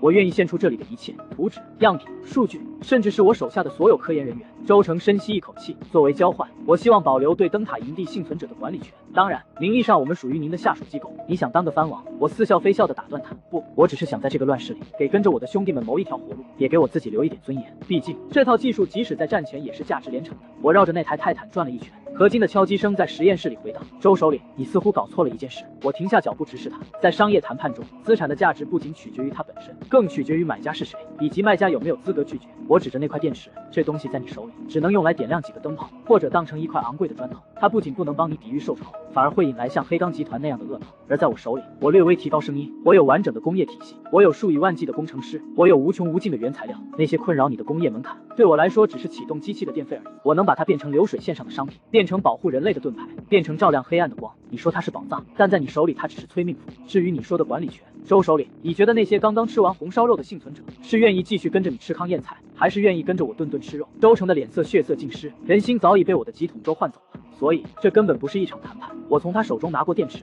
这是一场收购，而且是破产清算式的收购。我给你2个选择，带着你的尊严离开这里，去外面和丧尸讲道理。第二，无条件并入01号基地，你可以进入我们的后勤部或人事部任职。虽然没有了首领的头衔，但你有干净的水喝，有热饭吃，有一张安全的床睡觉，甚至如果你表现得好，我可以给你一支真正属于你的装备精良的小队，去实现你保护幸存者的理想。除了服务器的嗡鸣，大厅陷入死寂。我选第2条。他垂下了头，像是用尽了全身力气。明智的选择。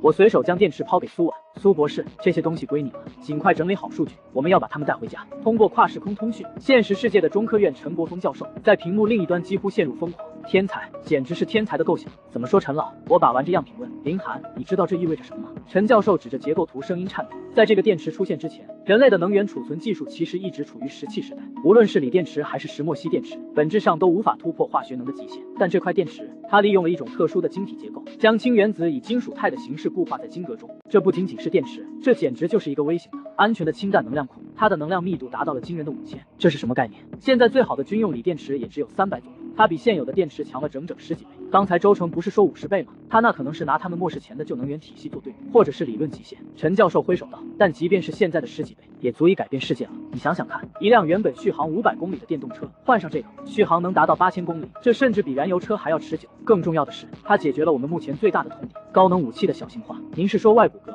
不仅仅是外骨骼。陈教授兴奋极了，还有电刺轨道炮、高能激光武器。以前这些东西之所以无法列装，就是因为需要背着一个巨大的发电机，但现在只要一块砖头大小的电池，就足够支撑一场高强度的城市巷战。林涵，你带回来的不是一块电池，你是带回来了一把开启未来战争大门的钥匙。我心潮澎湃，这正是双穿门的意义。那量产呢？没问题。陈老答得干脆。真空无尘我们有，稳定电力我们有，国家电网、稀土元素，国家储备局的仓库里堆积如山。只要搞懂了它的原理和催化化剂配方，给我3个月，不1个月，我就能拿出第一批国产化的样品。好，我重重点头，那就拜托您了。断开通讯后，苏婉仍在忙碌，我看向他，看来你的嫁妆很丰厚啊，别高兴得太早，电池只是动力源，真正的宝藏是这个。他指着拆解中的泰坦，你以为外骨骼就只是几块钢板加电机吗？屏幕上流动起海量代码，这是一套完整的工业体系结晶。苏婉眼中闪着光，为了驱动这台大家伙，海山市的科学家开发了配套的碳基芯片架构，算力是现在硅基芯片的10倍，而且功耗极低。为了让它能像人类肢体一样灵活，他们编写了第3代神经拟态 AI， 这可是真正的人工智能雏形。还有这个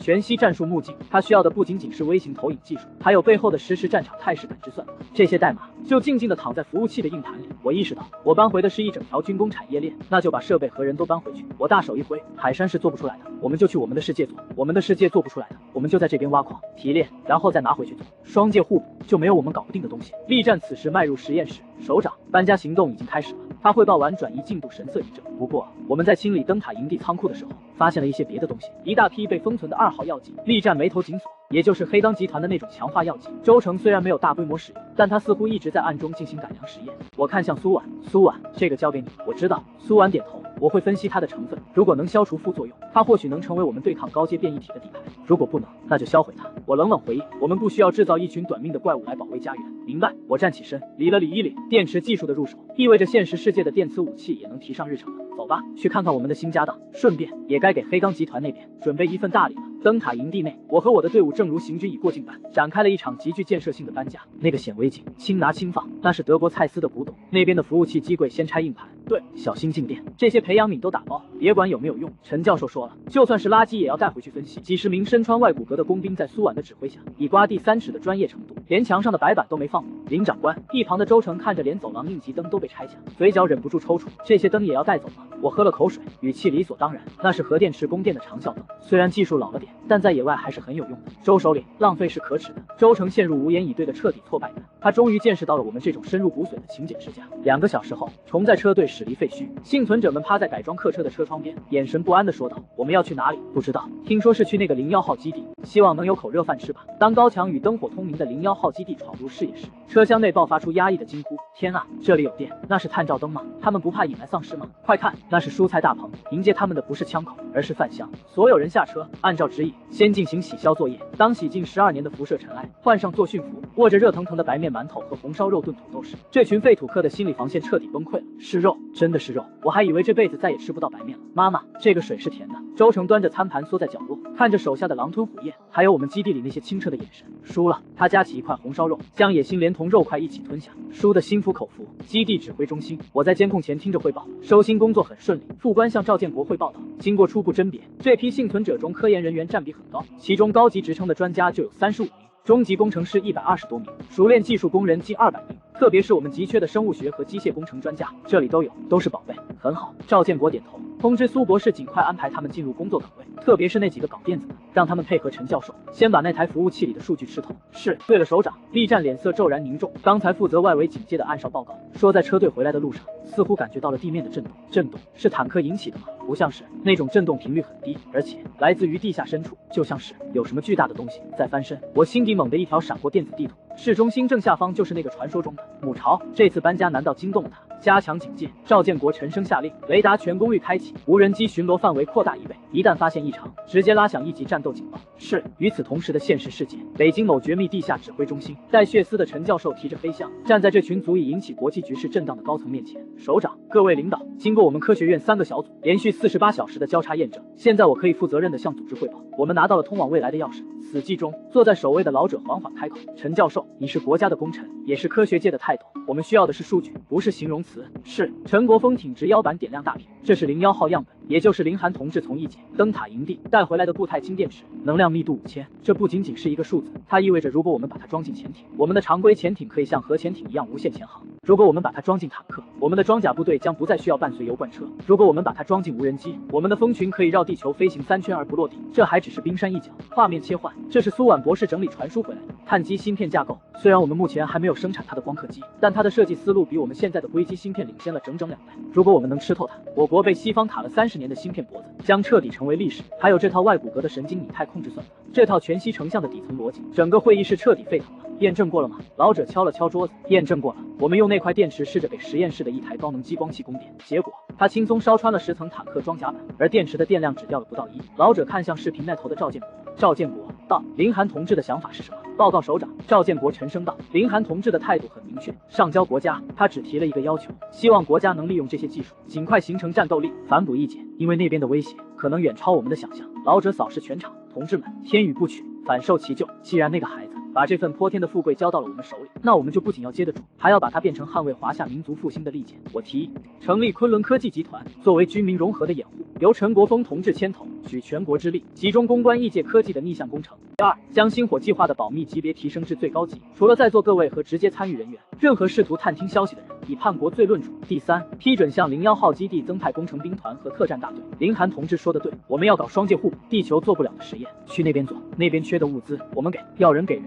要钱给钱，要枪给枪。老者骤然起身，这一次我们要让世界看看什么叫华夏速度。大洋彼岸某情报机构总部，长官，有些不对劲。什么事？东方那个国家的能源网络和物流系统最近出现了一些很难解释的波动，他们调动了大量的战略级物资，特种合金、稀土、高标号水泥，甚至还有一些封存的军用设备。但是这些物资并没有流向任何已知的国家及重点工程，没有去造航母，也没有去西北发射基地，他们的终点很模糊，似乎在向南方某个沿海城市汇聚，但在那之后，就像是泥牛入海，失去了踪迹。而且那个区域的民用电网负荷并没有显著增加，反而是一些军用光缆的加密通信量激增了300。奇怪，主管眯起眼睛，这场悄无声息的大规模调动让他嗅到了极度危险的气息。难道他们在搞什么秘密的地下防御工事，还是在研发某种需要巨量资源的新型武器？不管他们在搞什么，盯紧他们。主管放下咖啡杯，语调阴寒，启动我们在那边的深度睡眠者，告诉他们不惜代价，哪怕只能搞到一张废纸，我也要知道华夏人到底在藏什么。半个月后，海滨市高新技术开发区，一座因资金链断裂而停工半年的大型工业园区内，在这半个月内被彻底复活。深夜，无数辆军排重载卡车轰鸣驶入，荷枪实弹的武警封锁路口，园区甚至升格为临时禁飞区。而在最核心的办公楼前，工人们刚刚挂上一块崭新的牌匾：昆仑科技有限公司。没有剪彩，没有媒体，这家注定要改变世界格局的公司，在诡异的低调中成立了。办公楼顶层，作为昆仑计划的执行总监，李默正看着楼下繁忙的景象，手中的咖啡已经凉透。李总，年轻的秘书抱着厚厚的文件推门而入，第一批原材料已经入库，特种钛合金300吨，高纯度石墨烯50吨，还有从国家储备局紧急调拨的稀土永磁材料，全都到位了。生产线呢？李默转过身，熬夜后的眼神锐利，正在全负荷运转。按照陈老的图纸，我们连夜改装了3条自动化机械臂生产线。1号线负责制造昆仑外骨骼的液压关节，2号线负责承重骨架的精密铸造，3号线负责那个核心的能量传输模块。预计24小时后可以产出第一批合格的零配件。李默点点头，指着桌上的红色保密电话。刚才又有3家供应商打电话来试探口风，问我们到底在造什么，为什么对材料的纯度要求这么变态？你去告诉采购部，谁再敢多问一句，直接踢出供应商名单，永久拉黑。另外，通知安保部，把园区的保密等级再提1级。是。李默揉着太阳穴，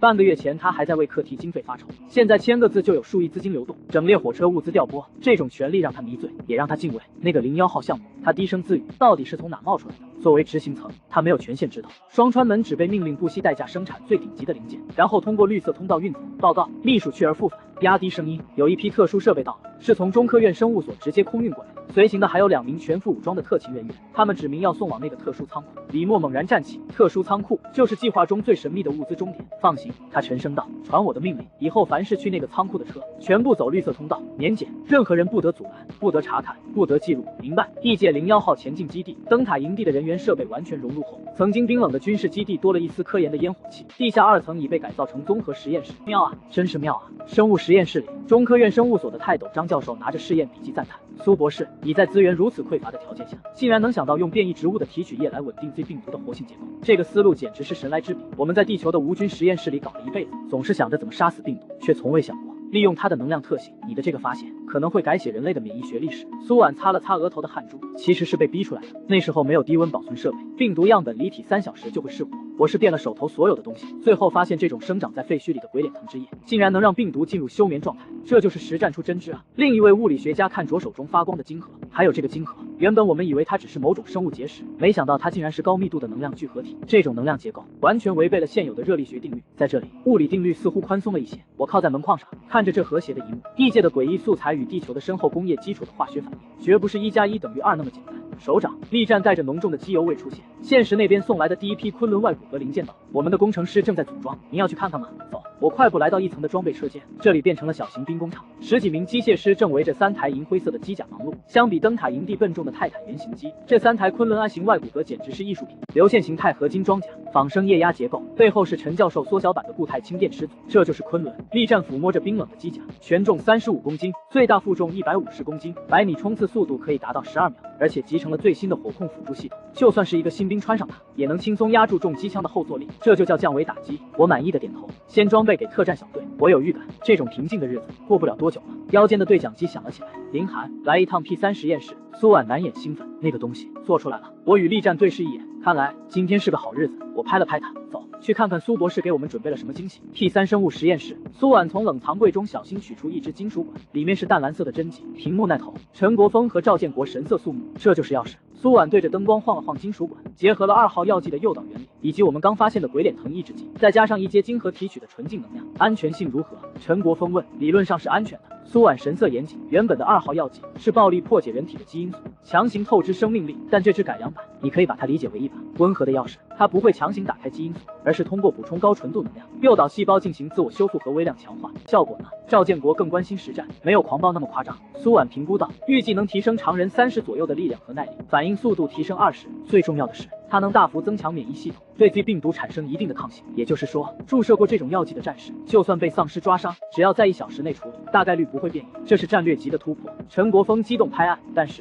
苏婉话锋一转，这毕竟是第1代实验品，我们需要1名志愿者进行人体临床试验。我来，我直接伸出胳膊，我是基地负责人，我有义务。胡闹！屏幕那头的赵建国厉声打断。林涵，你不仅是基地负责人，你更是双川门的唯一宿主，你的命是国家的，不是你自己的，别逞英雄。我收回了手。力战大步上前，正要脱外套，被我拦住。你也别动。我冷静地看着他，你是特战队长，是基地的最高战力指挥，在没有100%确定安全之前，我不能拿你的命去赌。那找谁？力战皱眉，去战俘营，把那个叫张虎的带过来，告诉他有一个一步登天的机会，问他敢不敢要。我队长下令。5分钟后，曾经的黑钢突击手张虎满头大汗地站在实验室里。这支药剂能让你变强，也能让你死。我盯着他开门见山，成功了，你就是01号基地的正式战斗人员，享受双倍积分待遇。以前的是既往不咎，失败了，我们会给你立个碑。张虎喉结剧烈滚动，巨大的诱惑战胜了恐惧。首长，我干！他狠下一条心，坐上试验台。18年后又是一条好汉。开始吧！冰冷的针头刺入静脉，药剂推入一半，张虎发出凄厉的惨叫，他浑身肌肉疯狂抽搐，青筋暴起，如同火龙乱窜，心率160，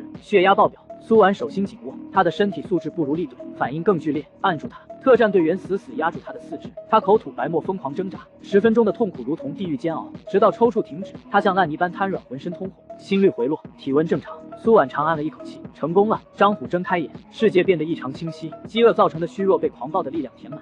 我感觉他猛地坐起，下意识攥拳，砰！不锈钢扶手被直接捏扁。卧槽！他自己吓傻了。力量提升约40。苏婉看了一眼数据，可能是因为他之前的底子比较差，所以提升幅度反而更明显。很好，我看着发懵的张虎，恭喜你，你赌赢了。从现在起，你是星火特战编队的一员。谢谢首长。他激动跪地猛磕。然而就在这时，剧烈的震动将桌上的烧杯摔得粉碎。警报！雷龙在广播里焦急咆哮：地下防御墙破裂！重复，地下防御墙破裂！有什么东西钻进来了？该死！就在军火库下面。我脸色巨变。军火库是基地的命门，看来我们的客人等不及了。我抓起对讲机，眼神冷冽。力战，带上你的特战队，穿上新装备。张虎，既然拿了好处，现在该你卖命了。是。力战杀气腾腾，扣上头盔。张虎抄起工兵铲，眼中凶光毕露。首长放心，谁敢动咱们的军火库，老子撕了他！地下军火库外围走廊里，坚固的防御墙底部赫然被撕裂出一个直径2米的大洞，洞口深处传来令人牙酸的利爪刮擦岩石声。各小组注意，建立扇形防线，盾牌手在前，火力组在后。力战穿着银灰色的昆仑 I 型沉稳下令。这台结合了异界能源与地球工业的机甲，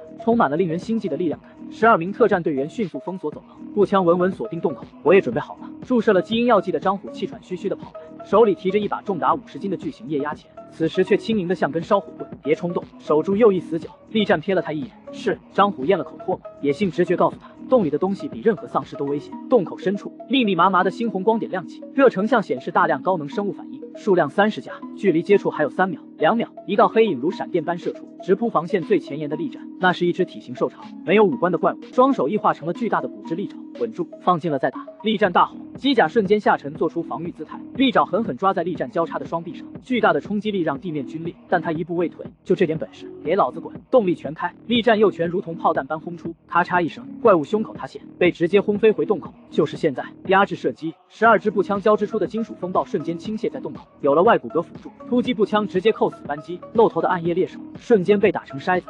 死吧！一名队员单手持枪扫射，单手换弹，几只漏网的怪物窜上天花板，试图绕过正面火力。又一天花板上，力战大声示警，交给我！张虎动了，他如发狂的公牛般冲上去，抡起巨型液压钳狠狠砸去。怪物的脑袋在半空中像烂西瓜一样炸开，另一只怪物在张虎的防弹衣上划出深深的口子，鲜血直流。但被基因药剂削弱痛觉的张虎反手捏碎了怪物的喉管，一钳砸断了他的脊椎。哈哈哈哈，爽！战斗持续了15分钟，直到洞口再无黑影冲出，枪声才渐渐停歇。尸体堆积如山，黑血没过脚踝。停止射击，保持警戒。力战举起拳头，他的机甲上布满了抓痕。换弹掩护，力战启动扫描模式查看怪物尸体，没有痛觉，骨骼密度是普通丧尸的3倍，而且似乎长期生活在地下，视觉退化，但听觉和嗅觉异常灵敏。他们的爪子上还有倒钩，适合挖掘。这是暗夜猎手。苏婉的声音从通讯器传来，我在黑钢的资料库里见过这种描述，他们是母巢的斥候兵种，专门负责挖掘地道和夜间偷袭。他们出现在这里，说明母巢已经锁定了我们的位置，说明受巢的主力已经不远了。力战看向深不见底的洞口，封锁洞口。他果断下令，工兵组上速干水泥，把这个洞给我堵死。另外，在墙壁里预埋震动感应雷，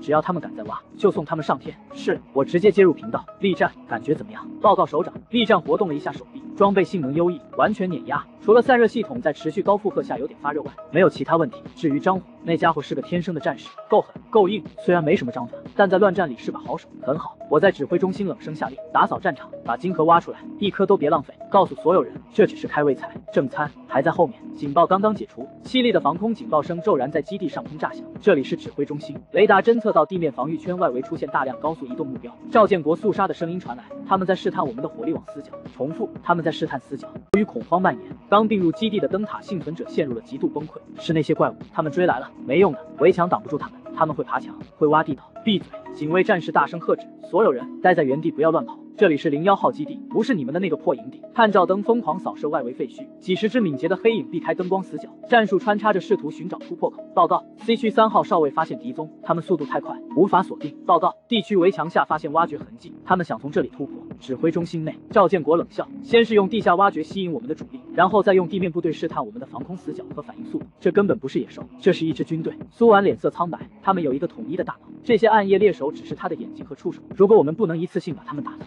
他们就会源源不断的送死，直到摸清我们的底牌。想摸底牌？赵建国嘴角勾起残忍的弧度，那就给他们看看什么叫底牌。他抓起通讯器，雷龙启动区域拒止系统，照明弹5发齐射，把天给我点亮，然后让路顿热身。是，5发照明弹瞬间将黑夜点亮如白昼。逼近围墙的暗夜猎手和半空中的腐肉飞龙无所遁形。基地的巨大炮塔掀开伪装，最新型近程防空反导系统，路顿3000登场，11管30毫米转管机炮，射速高达每分钟11000发，雷达锁定目标，火控数据解算完成。死吧！雷龙狠狠按下发射钮，连成耀眼火边的高密度无芯穿甲弹喷涌而出，如同死神的镰刀精准横扫。半空中的腐肉飞龙根本来不及惨叫，直接在5秒内被炸成了一团碎肉。火边下压，每秒180发的恐怖射速将地面的暗夜猎手连同掩体一起搅碎成渣。仅5秒钟的扫射，试探的怪物全部消失，只留下一地肉泥。枪炮演习，幸存者们张口结舌，震慑于这神罚般的力量。这就结束了。一名原灯塔营地的守卫满面骇然，我们以前为了杀一只这种怪物，要死好几个兄弟。那只飞龙，我们连皮都蹭不破，他们5秒钟，这就是差距。老兵骄傲地拍了拍他，这就叫星火一体。雷达看见你的时候，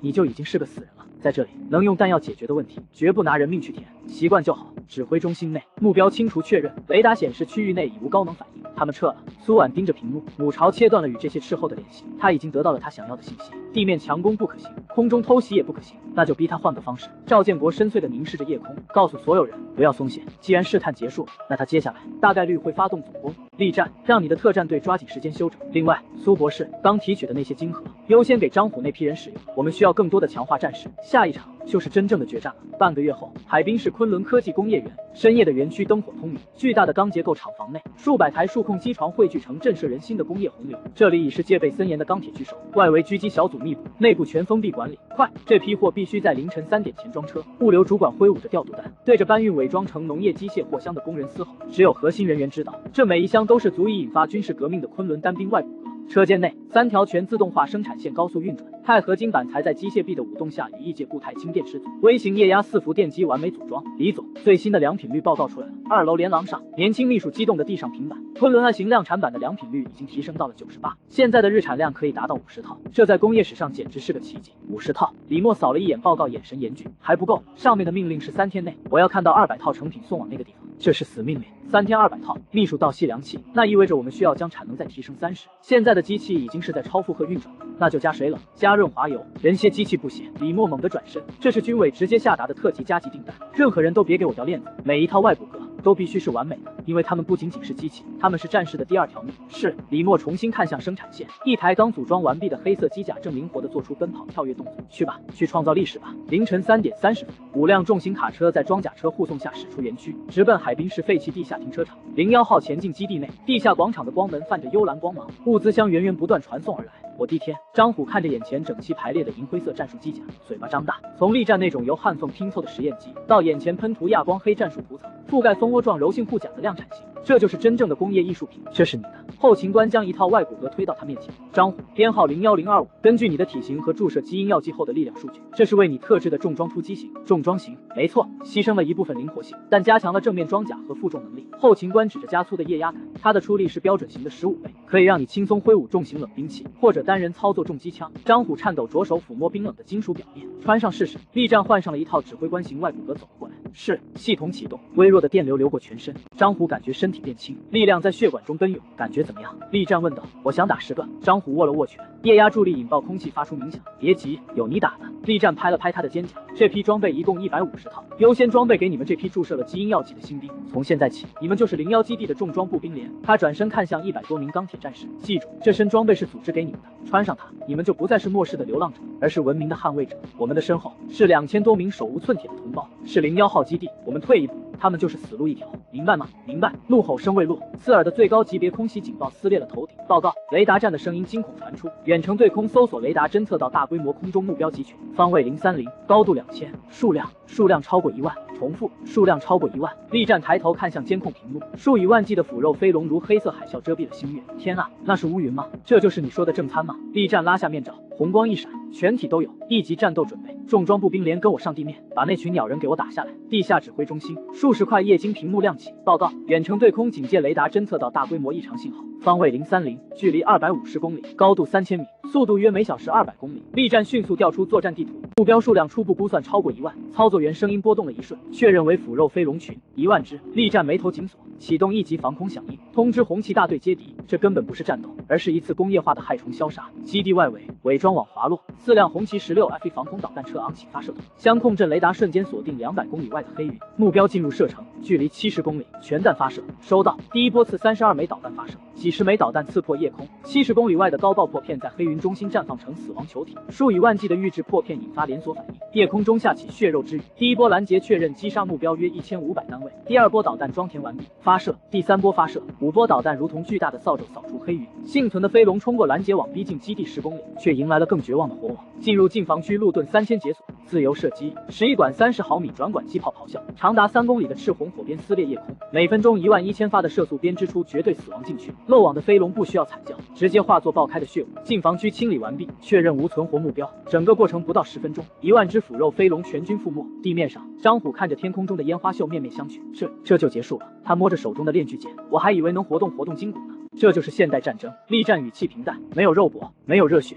只有数据和清理。对于这些低阶变异体来说，他们甚至没有资格看到我们的脸。他转头看向废墟深处，真正的威胁还在后面。警报！雷达操作员的声音突然颤抖，侦测到高能目标反应，目标速度极快，他在贴地飞行，距离基地5公里，高度不足50米。大屏幕上，一个巨大的紫色光点冲出阴影。他之前一直利用低空杂波和漫天的飞龙尸体雨做掩护，直到逼近基地2公里处才突然拉升。这是有预谋的突袭。路盾锁定他，火鞭再度扫去。然而30毫米高爆穿甲弹竟在目标周身荡起涟漪，被一层厚重的暗紫色光晕完全弹开。能量护盾，苏婉惊呼。根据灯塔营地的研究资料，这是3阶变异体才具备的特殊能力，它们能够将晶核中的能量转化为生物力场，形成物理防护。强度如何？极高，至少相当于500毫米以上的复合装甲。探照灯下，一只翼展超过15米的巨型飞龙王显露真容，它扛着路盾火力，眼中燃烧着战术思维的怒火。如紫色流星撞向基地，它在消耗护盾的能量，但按照这个速度，它完全可以在护盾耗尽之前冲到基地。坦克的仰角不够，无法锁定。雷龙在频道大吼，它飞得太高了，我们的主炮打不到。我看着逼近的光点，眼中冷光闪过。雷龙别急，力战在公共频道沉稳出声。既然导弹打不到，机炮打不穿，他画出预定接敌区域，准备启动 B 号截击预案，开启电磁重力陷阱。所有地面人员立即进入掩体，重装步兵连准备接敌，力战准备干活。放他进来！力战锁定了那道紫色残影。既然他想玩斩首，我们就陪他玩到底；既然他想肉搏，我们就成全他。收到，重装步兵连已就位，我们会在基地广场等他。力战冷静回应。苏婉，分析一下他的弱点。是，护盾的能量来源于他体内的晶核，如果能够直接攻击到晶核，或者让他的能量消耗超过补充速度，护盾就会瞬间崩溃。也就是说，我们需要更强的火力，或者更精准的攻击。理论上，125毫米坦克炮的穿甲弹应该能够击穿他的护盾。苏婉说道，但前提是他必须在地面上，或者足够低的高度，让坦克能够瞄准。那就让他下来。力战在主屏幕上画出一个红圈，目光如炬。既然他想玩斩首，我们就陪他玩到底。基地中央广场的硬化地面瞬间粉碎，庞大的紫色飞龙王降临。狂暴的飓风将物资箱吹得七零八落，他昂起头发出震慑灵魂的咆哮。紫色的树丛充满侵略与暴虐，但在他预想中的惊慌逃窜并未发生。广场四周死寂，冰冷的探照灯光柱死聚焦在他身上。数十名身披昆仑 I 型外骨骼的战士缓缓走出，手持未开刃的重型链锯剑火到钩发射起。领头的力战活动了一下液压颈椎，欢迎来到地狱。飞龙王似乎听懂了挑衅，愤怒嘶吼，长满倒刺的尾巴如工程锤般带着音爆扫来。散开！力战大吼。液压泵瞬间爆发，将它向右弹射出数米，巨尾在钢筋混凝土上抽出半米深的沟壑。动手，别让它飞起来！4根特种合金钢索如同毒蛇般射出，死死卡在飞龙王的翅膀骨骼缝隙中，另外2根缠住他的后腿。飞龙王疯狂挣扎振翅，拉住他，给老子拉住他！张虎怒吼，外骨骼力量开到最大，钢铁双脚在地面离出火星。另外3名战士也死死拽住钢索，4人总出力超过5吨，但在3阶兽王面前依然不够砍。飞龙王猛地振翅，瞬间将4人拽离地面。该死，力量差距太大了，这畜生起码有几十吨的推力。张虎悬在半空咬牙，那就给他加点料。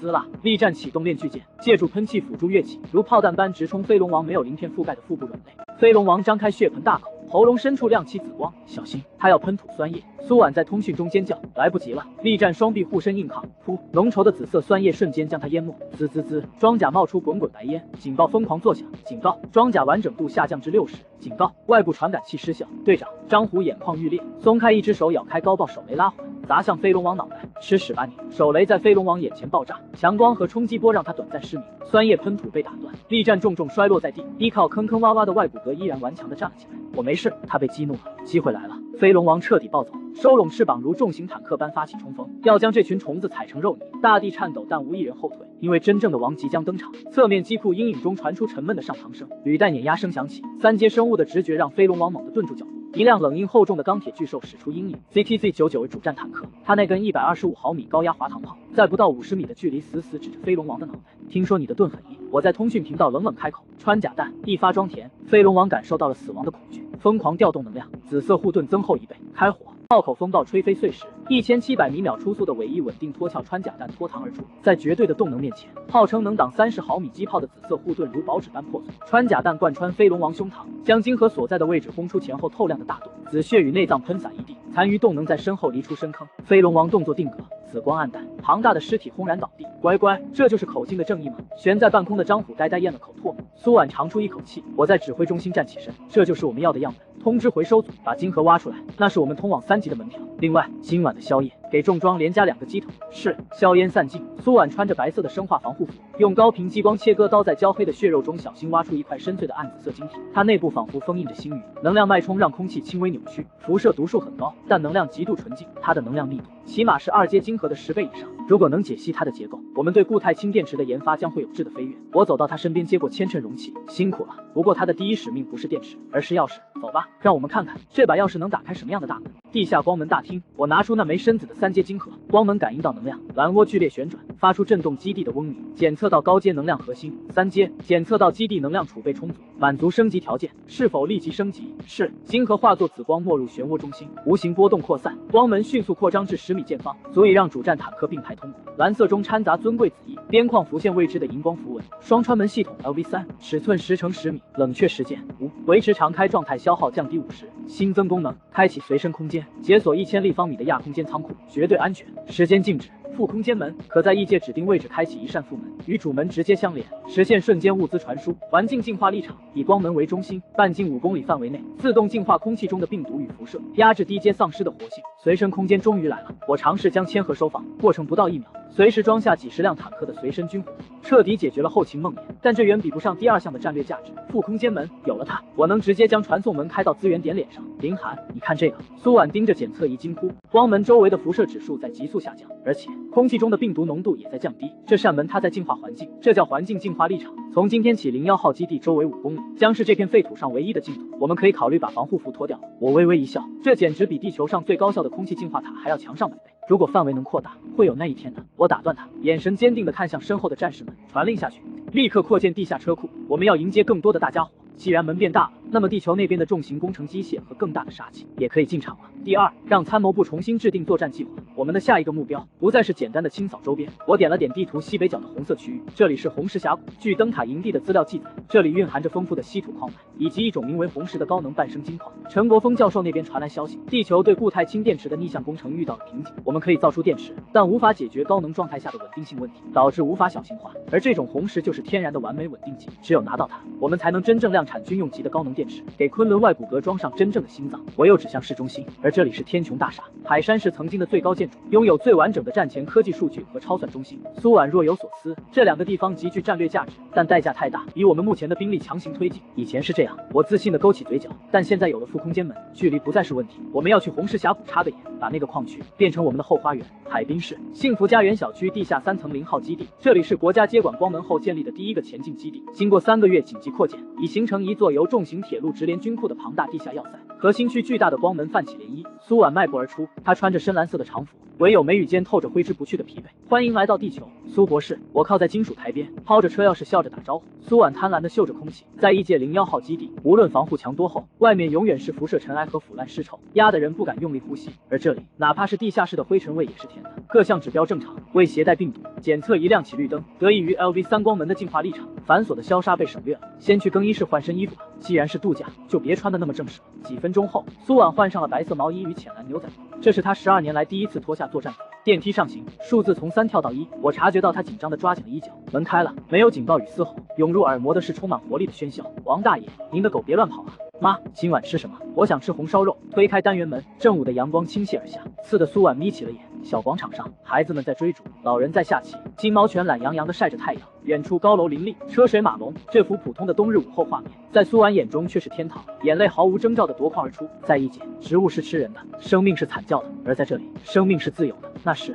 太阳。他伸出手，指缝间露出的暖意融化了他血液里积压12年的寒冰。是啊，太阳。我站在他身旁轻声说，不用担心辐射，不用担心酸雨，也不用担心突然冲出来的变异体。在这里，你可以在太阳底下睡觉，直到自然醒。谢谢。他哽咽着，声音颤抖。如果不过来，我都快忘了世界原本是这个样子的。我递上纸巾，静静地陪着他。这里才是我们的灵魂锚点。良久，苏婉止住眼泪，我们并肩坐在长椅上，旁边的小情侣正大声刷着手机。卧槽，你看新闻了吗？华为和比亚迪发布了昆仑技术新电池，手机续航1星期，电车续航2000公里。怪不得石油股票跌成狗了。哎，我们要不要去抢一台首发？苏婉愣住，转头看向我，那是我们带回来的固态氢电池技术的青春版。我压低声音笑道，副产物技术已经足够让地球科技迈进一大步。这就是和平的意义吗？他喃喃自语。对，我们把那边的噩梦带回来，转化成这边的奇迹，用那个世界的资源来守护这个世界的烟火气。苏婉沉默许久，忽然露出了12年来最轻松的笑容。林寒，带我去逛逛吧，我想喝奶茶，全糖加冰。我哑然失笑，做了个请的手势。你要的全糖加冰奶茶。我将冰凉的握杯递给他，苏婉满足地吸了一口，感受着口腔中炸开的甜腻，好甜。在那边，糖是管制物资，而且永远没有冰块。他看着杯中旋转的冰块，眼神有些恍惚。你知道吗？在灯塔基地，我们连制冰机都没有，即使是最热的夏天，也只能喝温水。我们走到商业区的露天座位，他盯着那些推着婴儿车的老人，眼神温柔又感伤。孩子，他轻声说着，在那边已经很少能看到婴儿了。在灯塔基地，如果发现孕妇，所有人都会让出最好的资源，因为每一个新生命都是希望。但即使这样，12年来，基地也只出生了3个孩子，其中2个还没满月就夭折了。我沉默着，这种痛苦非言语能解。走吧，带你去商场逛逛。半小时后，海滨市最大的购物中心，苏婉如雕塑般僵住了。货架上堆积如山的鲜艳水果，冷柜里整齐的鲜肉，还有游动的活鱼，这都是真的。他拿起一个苹果嗅了嗅，那是清新的果香。在那边，这种无污染的水果只有高层能享用，而在这里，他们就这样随意堆在路边。看到理货员将稍有磕碰的草莓扔进垃圾桶，苏婉的拳头死死攥紧，呼吸变得压抑。太奢侈了，他们根本不知道这些东西有多珍贵。如果在那边，为了这几颗草莓，可能会死10个人。他不忍再看，转头走向日用品区，几十种品牌的洗发水，香气四溢的沐浴露，让他想起灯塔基地内用动物脂肪和草木灰做的肥皂。这些东西真的能吃吗？他指着琳琅满目的零食问。当然，为什么这么问？在那边，所有的食物都要经过至少3遍病毒和辐射检测才能入口。我们来到5楼美食广场，浓郁的烤肉和火锅香气扑面而来。看着年轻人一边刷手机一边抱怨肉太肥，苏婉眼中的痛苦一闪而过。太奢侈了，在那边能吃饱就是最大的幸福。所以我看进他的眼睛，语气严肃，我们才要把那边的噩梦带回来，转化成这边的奇迹，用那个世界的资源来守护这个世界的烟火气。苏博士，这就是我们工作的价值。苏婉沉默许久，那股守护这一切的冲动在他心中疯狂涌动。林寒，他猛然抬头，眼神坚定如铁。我不玩了，带我去红石峡谷。这么快？我有些意外，不是说好放松1天的吗？我已经放松够了。他掠过落地窗外的万家灯火，转过身，目光灼灼地盯着我。比起逛街，我现在更想看到那些红石被运进实验室，只有那些东西才能守住这里的灯火，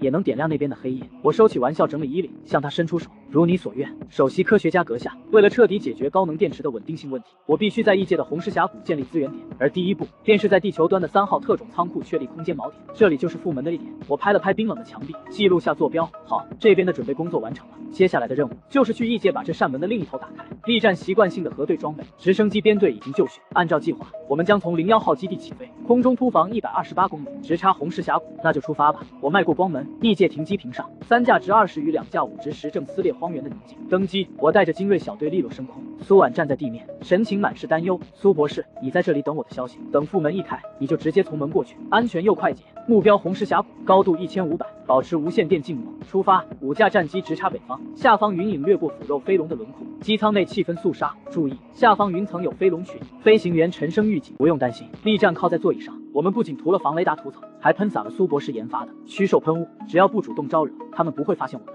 40分钟后，赤红色的地表如凝固的鲜血般出现在眼中。发现目标区域，下方有大型生物活动迹象，建议先进行火力清场。批准。我看着下方盘踞的影子下达指令。5直10的火箭弹瞬间洗地，在岩甲巨蜥的哀嚎中，我们所向着地。我快步走向那一面绝佳的峭壁。系统设置锚点 B。幽蓝色的光门在异界的荒原上赫然洞开，背后正是地球那明亮的仓库。通道建立成功，我抹了一把汗。立队，让大家伙过来吧。99主战坦克的履带直接碾碎红石。不到5分钟，坦克编队已列阵完毕，黑洞洞的炮口锁定深处。尘烟中，数头体型巨大的岩甲巨蜥咆哮着冲出，试图捍卫领土。看来原住民不太欢迎我们。我冷笑着退到装甲后方。各车组注意，自由开火。125毫米滑膛炮展示了绝对的统治力，领头蜥蜴瞬间碎成肉渣，剩余的同类在30毫米机炮的金属火网中被彻底撕碎。安全确认，苏博士可以过来了。苏婉越过光门走入红石峡谷，看着爆表的矿石，读数呼吸急促。天啊，纯度比我想象的还要高。这种能量密度，哪怕不用来做电池，直接当做高能炸药都够了。有了这些，不仅是电池，我们甚至能尝试复刻那边的能量护盾技术。必须尽快在这里建立封闭实验室，黑域和辐射可不会等我们，那就放手去干。我指着身后不断涌出的工程车，这里将是我们新的起飞点。回归基地后，一张勾勒海山市死亡红区的全息地图摆在了指挥中心。根据灯塔营地的资料，天穹大厦是海山市灾变前的科技中心。苏婉指着那座被尸潮包围的孤岛，地下3层是超算中心，地上80层，其中第50和60层是生物实验室，第70和80层是能源研究所。最关键的是，大厦内部有一套独立的能源系统，核聚变发电站，理论上可以维持基本运行，但问题是我们怎么进去？核聚变，力战神情凝重。苏博士，您确定吗？那可是可控核聚变。苏婉点头确认，如果能够拿到那套设备的技术资料，地球那边那就更要拿到它了。我低声道，面对几百万丧尸的防线，常规突进无异于送死，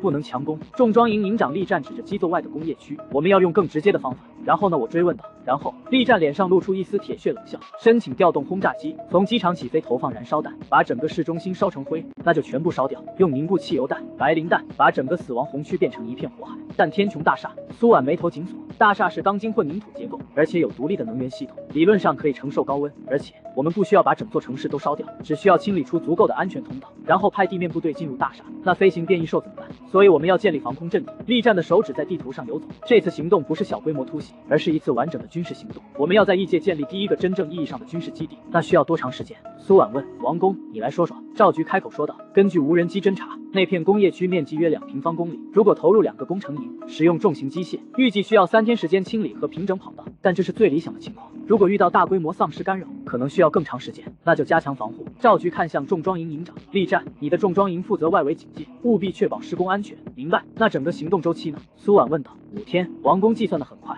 5天，力战深吸一口气，批准行动。为了核聚变技术，这个险值得冒。行动代号烈焰，批准执行。赵局拍板定案。3天后，原本荒芜的工业区已化作钢铁跑道。通过 LV3 的光门，一批批拆解的战机零件被送来并火速组装。机库内，6架挂满地狱套餐的轰6K 露出獠牙。报告指挥官，机场建设完成，机群组装完毕，随时可以起飞。很好，力战站在指挥塔台，一切准备就绪。是否批准执行轰炸任务？批准执行。赵局下达最后指令，通知飞行员登机。收到。巨大的引擎声响彻荒原。这里是雷霆编队，准备起飞。批准起飞。6架轰炸机与8架歼16呼啸升空，直指海山市。目标确认，海山市中心，死亡红区。空中突遭飞龙拦截，注意，前方发现飞行目标，数量约30只，识别为腐肉飞龙，正在向我方接近。收到。护航编队准备拦截，不要让他们靠近轰炸机。力战冷声应对。明白。锁定目标，准备开火。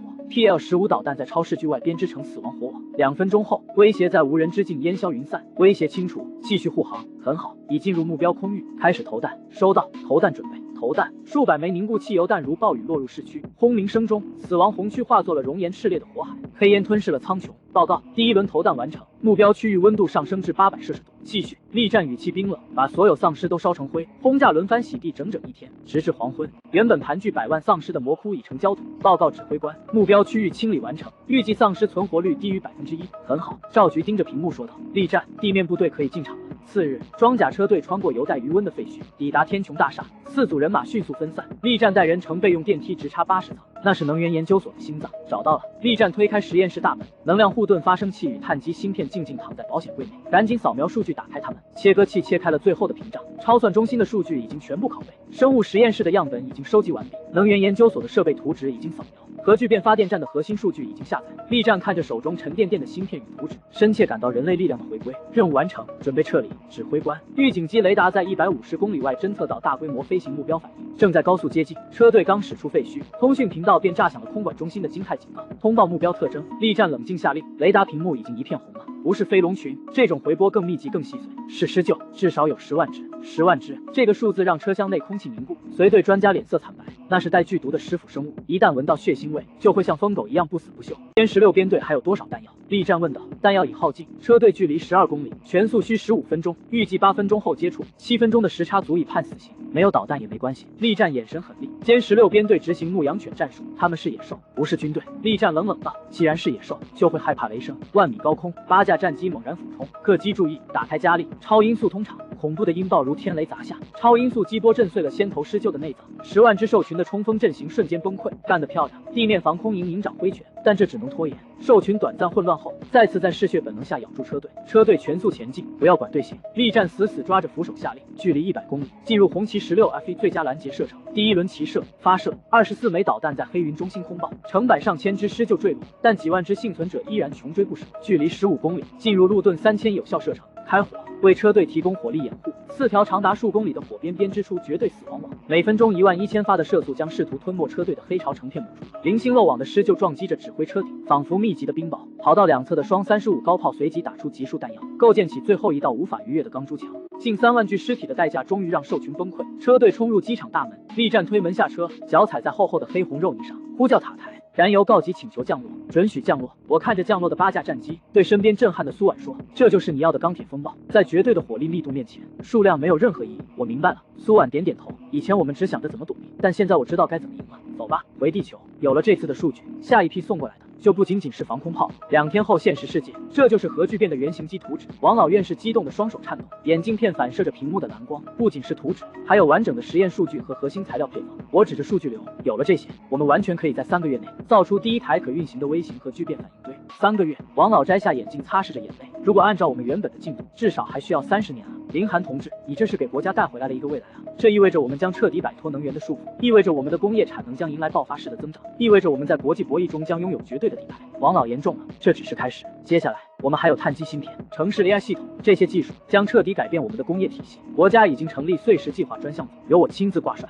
调集全国最顶尖的专家，全力攻关这些技术。不管缺人、缺钱还是缺设备，只要你开口，国家全力支持，目前最紧缺的还是红石。我沉吟地说道。固态氢电池技术升级，以及未来可能研发的高能武器，都离不开这种高能稳定剂。虽然我们打通了红石峡谷的通道，但开采量还是跟不上，这个你放心。王老信心满满的说道。工程兵部队已经进驻了，上面下了死命令，就算是把那座山挖空，也要保证原材料的供应。我点头看向窗外，工业园已化身巨大的工地，国家的战争机器正在为了另一个世界的总攻全速运转。